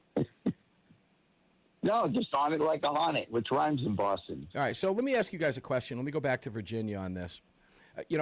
Justin, I'll start with you. Neil made a great point. The Democrats believe their own nonsense, and evidence of that, Justin, is the fact that this whole Trump derangement syndrome. None of this is going to age well for them in the history books. It is obvious to anybody who's outside the bubble and being honest and looking down objectively what they've done to Trump since 2015, when he came down that escalator, to today, is going to be looked at in hindsight and be seen for everything that it is. Daily lies and posts by people like Chris Murphy and the rest of these garbage, nonsense, liar scumbags in Washington, known as the Democrats, who are doing this garbage, are going to be seen for what they are. Virginia, same way. It's It's very obvious why they did what they did. They tend to believe their nonsense. So I think Neil's right about that. Would you agree that they believe it? And again, evidence of that is how they believe their own hype in the media. This is why they've gotten away with this for so long, Justin, because the media has carried their water for them for decades. Are those days coming to a close? Or what we're seeing in Virginia, is this an eye popper? Is this a change? Are we on the verge of something happening here as a result of this? Well, I think it's certainly proven now beyond a shadow of a doubt that the 2020 election was stolen from President Trump. And so, the Democrats definitely are guilty of stealing a presidential election. So, I mean, that will go down for the history records. But we really have to see, if we want to push this Republican Trump victory, we got to win this midterm. And really, the state of the economy come November is going to be one of the most determining factors as to whether or not we can maintain our majorities in the House. Yeah, you're right. People have short memories particularly when it comes, Neil, to grocery bills, gas bills, everything else. But going back now to Virginia, let me ask the same question of you, because as you said, they believe their own nonsense. They believe their own hype. Now, I believe that they knew these suits were coming. Harmeet Dillon has warned them about it, and I do want to ask about that as a follow-up. But let me get this one out first. I'm not convinced that they expected this level of response. So the question is begged, and I asked this in previous hours today on the program. Why now? What was it? I asked John about this. I asked Phil about it. Asked AWR. Why now? What was it about Virginia? Why not this massive response when it happened in Maryland and New York and Jersey and Connecticut and Colorado and California and Washington and Oregon and Connecticut and Massachusetts? Why? Why Virginia? Have we just had enough? And this is it? I think we have to remember that Glenn Youngkin was an extremely popular governor who, his approval ratings were consistently over 50%, which is very rare in this era. And he was basically running a conservative administration and trying his best to get conservatives elected. There are conservative voters in Virginia.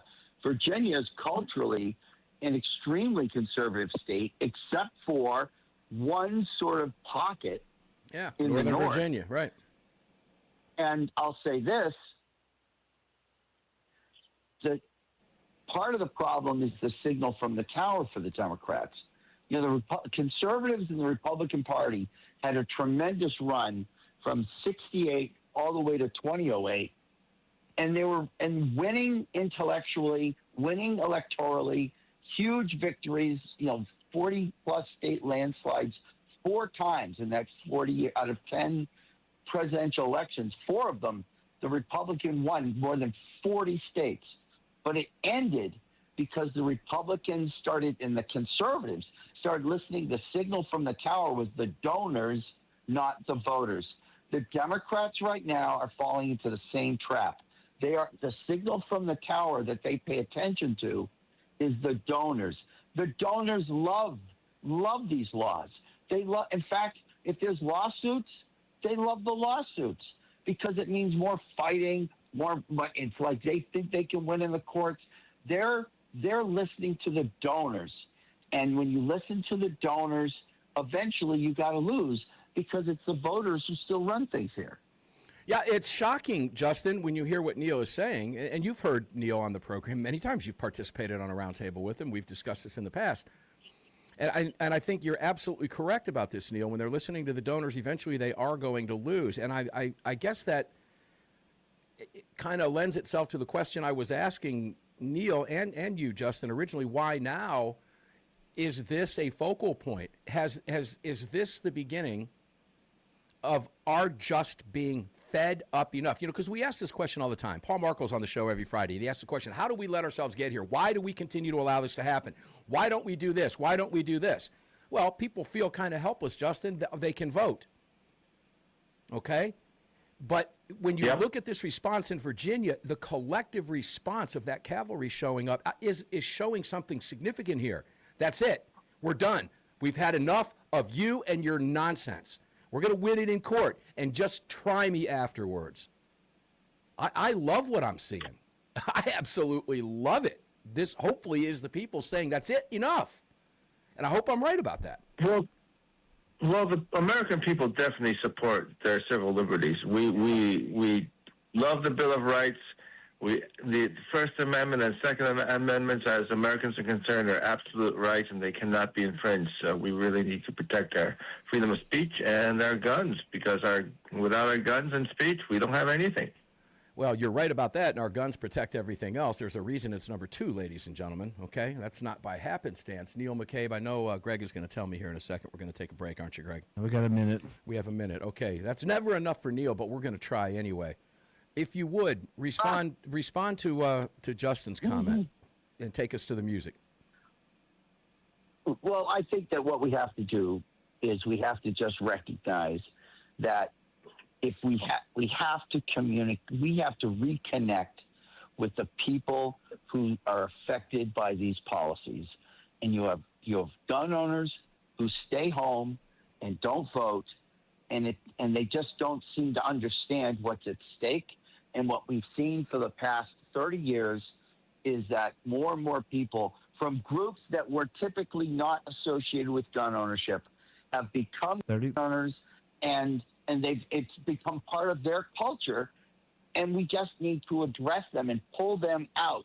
There are plenty of registered Democrats who are gun owners and who are relying on their guns to protect themselves and their families and their businesses. And that's the connection that should be made. And Virginia should be the test case for it. Virginia is the place where this battle can be won. And it drives me bonkers that the Republicans have blown it for 20 years. Yeah, this should have happened years ago, ladies and gentlemen. Neil, you're spot on. When we come back, we've got one more segment to go. I'm going to take off on something you just mentioned, Neil. I think is going to lead me into the next conversation. I love the roundtable format. Guys, Armed American Radio's Monstercast, one more segment to go. Please subscribe to us on YouTube if you're watching over there. We would appreciate it. We'll be back right after the break.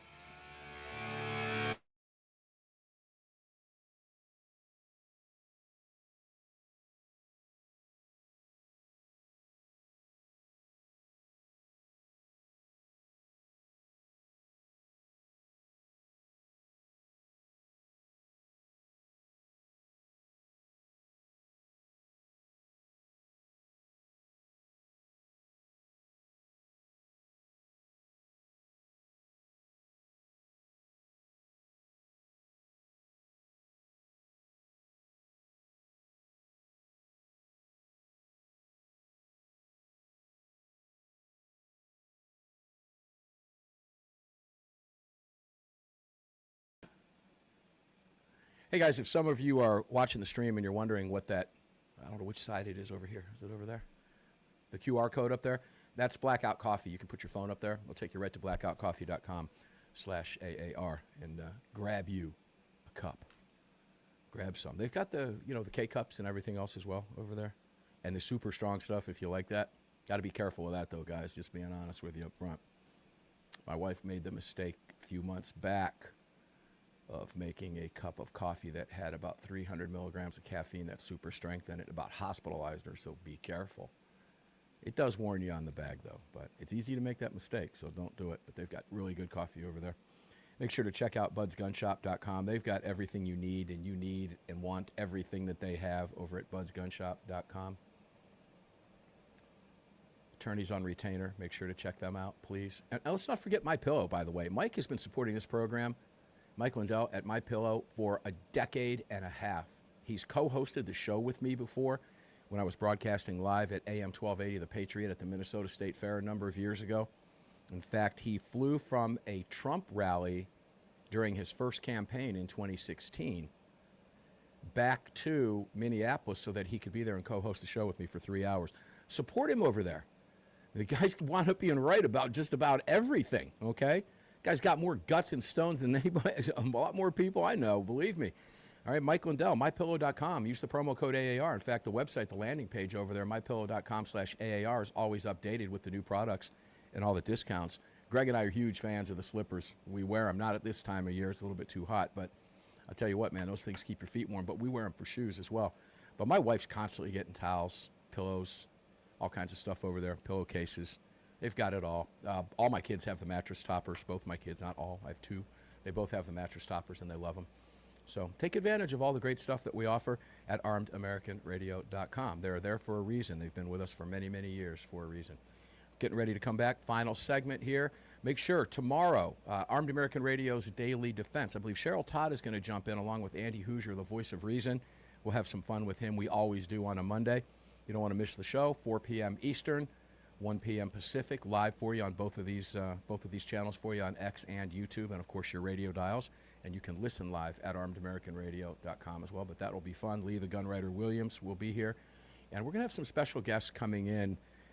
Holly Sullivan's going to be coming in from Connecticut Citizens Defense League. She's also a member of the board of directors of the Citizens Committee with me and Alan Gottlieb to talk about an upcoming conference in New England if you're up there. So we'll see you on tomorrow's Daily Defense. Coming back for you live on the Monstercast here for the final segment.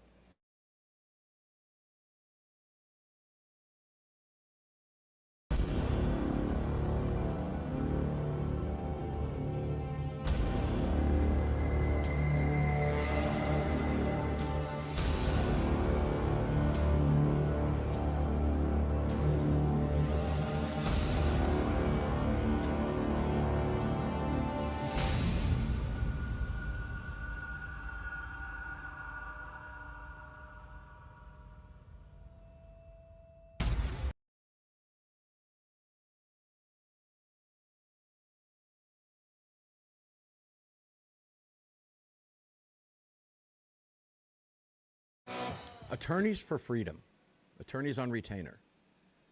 You carry a firearm or any tool, I don't care what it is.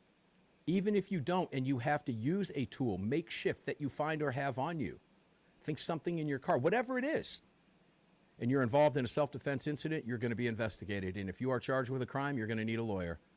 And guys, let me tell you something. Lawyer's a good one, going to cost you hundreds of thousands of dollars to fight a state, okay, if you're being prosecuted.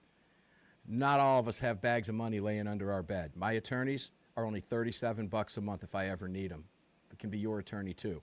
This card means I have attorneys, a team of up to 4 of them if I have to go to court, in my back pocket. And attorneys are too heavy to carry around. This right here makes it real simple. Attorneys on retainer.us/AAR. Take advantage of it. We're going to save you $25 when you sign up, and it's only $37 a month for up to 4 attorneys at your table if you're ever prosecuted for defending yourself. It is an absolute no-brainer. Welcome back to the Car Firearms Group studios with me. Mark Walters filling your prescription for freedom. And I do want to point out, before we go back to the crew real quick, Justin McNeil, who was with us, didn't make it in today. We're going to reschedule Justin. We want you to visit him at justinmcneil.com, Justin McNeil, McNeal.com. We're giving him a big push, trying to, in South Dakota. We need to help people like Justin get elected. Go to his website, read his platform, and I think you'll agree with it. It matters. All of these state groups, all of these people running who defend our rights matter. We need to help every single one of them. Don't forget to join VCDL, and don't forget to join AZCDL so we can keep it from becoming the next Virginia. It's $40 for a year. VCDL is $25. Help us out. Join the NRA as well, nra.org/AAR.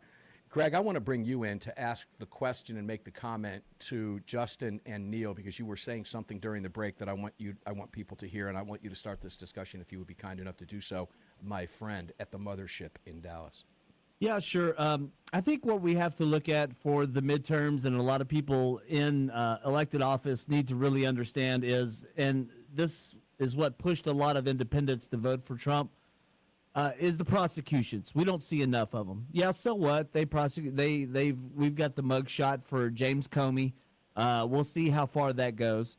There are plenty of other people that should be prosecuted, that can be prosecuted, and it seems that DOJ is afraid because there's some fake pardons out there that no one seems to want to contest, even though that you have to have a conviction in order to have an actual legal pardon. So it's just paper until then. And that is motivation for a lot of people because, to be honest, I voted Republican for vengeance for COVID, for the 2020 lockdowns, for all the riots, for all the people who lost their businesses, for all the people who lost their lives in those riots, for people that were in situations like Kyle Rittenhouse were, and for plenty of other Americans across the nation who have been killed over these illegal migrants coming into our country, whether it's children or it's elderly or it's just average citizens out on the streets. We need to see law and order and justice hit the streets and slap a bunch of these big names like Obama, who I saw just a couple of breaks ago. John Fetterman was quoted in saying that Obama is in the House giving orders to Democrats. So there needs to be some cuffs. There needs to be some action out of DOJ. There needs to be something happen that looks like promise for what we voted for, because I didn't vote for a better economy. I did want that. I voted with an angry gut, and I wanted vengeance. I want to see cuffs. I want to see trials. I want to see mugshots. And I want to see people go to jail that deserve it for killing tens of millions of people worldwide by releasing a pandemic upon the global public and killing millions upon millions upon millions of people, injuring as many, and then having the infant mortality rate of pregnant women at the rate it was, where there was a 300% increase in child death in pregnant women that got vaccinated, knowing Fauci knew this vaccine was not good for people. Pfizer knew the vaccine was not good for people. Same for Johnson & Johnson and the others. We need to see something happen. I have not forgotten. I will not forget what they said about the unvaccinated and how we should be ostracized from society and how we should have terrible things happen to us. Remember the winter of death that we were threatened with? And I see no fire in the belly of any Republican in Congress currently, and everybody wants to posture and act like they're happy to be in their new position, but they're not doing nothing. And I want to see something happen.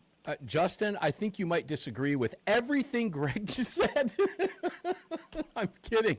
Justin, I think your sentiment is probably the same. Wow, Greg, I love you going off like that. We never get enough of that. Thank you. Justin Moon, jump in, please. Well, I certainly agree with everything he said about COVID, but I'd like to add that we also voted for President Trump to bring justice for those Epstein file perpetrators. So we want to see the people who are involved in the billionaire's island over there with Jeffrey Epstein molesting little girls get brought up on charges and get perp-swapped into prison. But that just hasn't happened, and it's extremely frustrating to the American people. It hasn't, and it is frustrating. And Neil, I've got to ask you this question because you know Washington politics inside better than we do because you've been living it for so many years.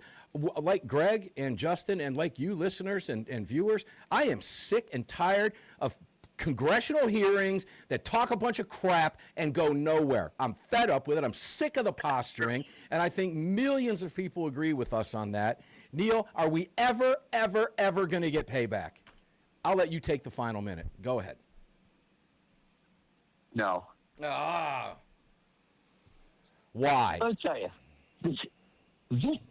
I already know I know the answer. I know you well enough to know the answer. Go ahead. President Donald J. Trump said that any of the pardons or clemencies that were auto-penned are invalid. The President of the United States spoke. When he speaks, that is official government policy. The President of the United States is the one who makes the initial interpretation of how the laws will be enforced and how the Constitution will be interpreted and the priorities of the government. Since Trump has become president, there might have been 1,000 people released from prison it was because it was done on a staggered basis by Biden auto pens. Okay? Fauci's pardon was auto penned. I interviewed Josh Hawley in the hallway last week at the COVID hearing, the CIA COVID hearing. I said, hey, is his pardon valid? Josh Hawley's like, no, it's not valid. Will you make a criminal referral? Yeah. I'll make a criminal referral for the Justice Department to prosecute. They could prosecute him tomorrow. tomorrow. They have all the goods. They have all the emails. They have everything they need. You could put him to testify if he lies. Those new lies are perjury. Again.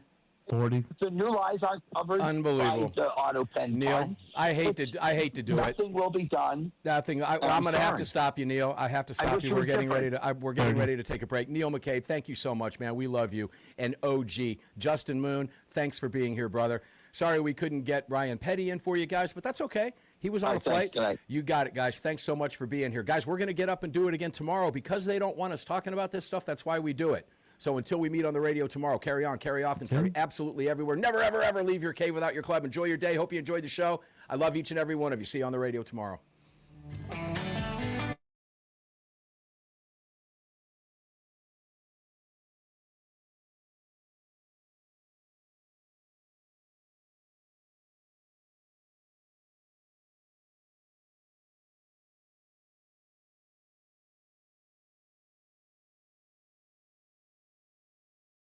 All right, guys, thanks for tuning in today. I appreciate it. I hope you enjoyed the program as much as we enjoyed bringing it to you today. It was an awful lot of fun.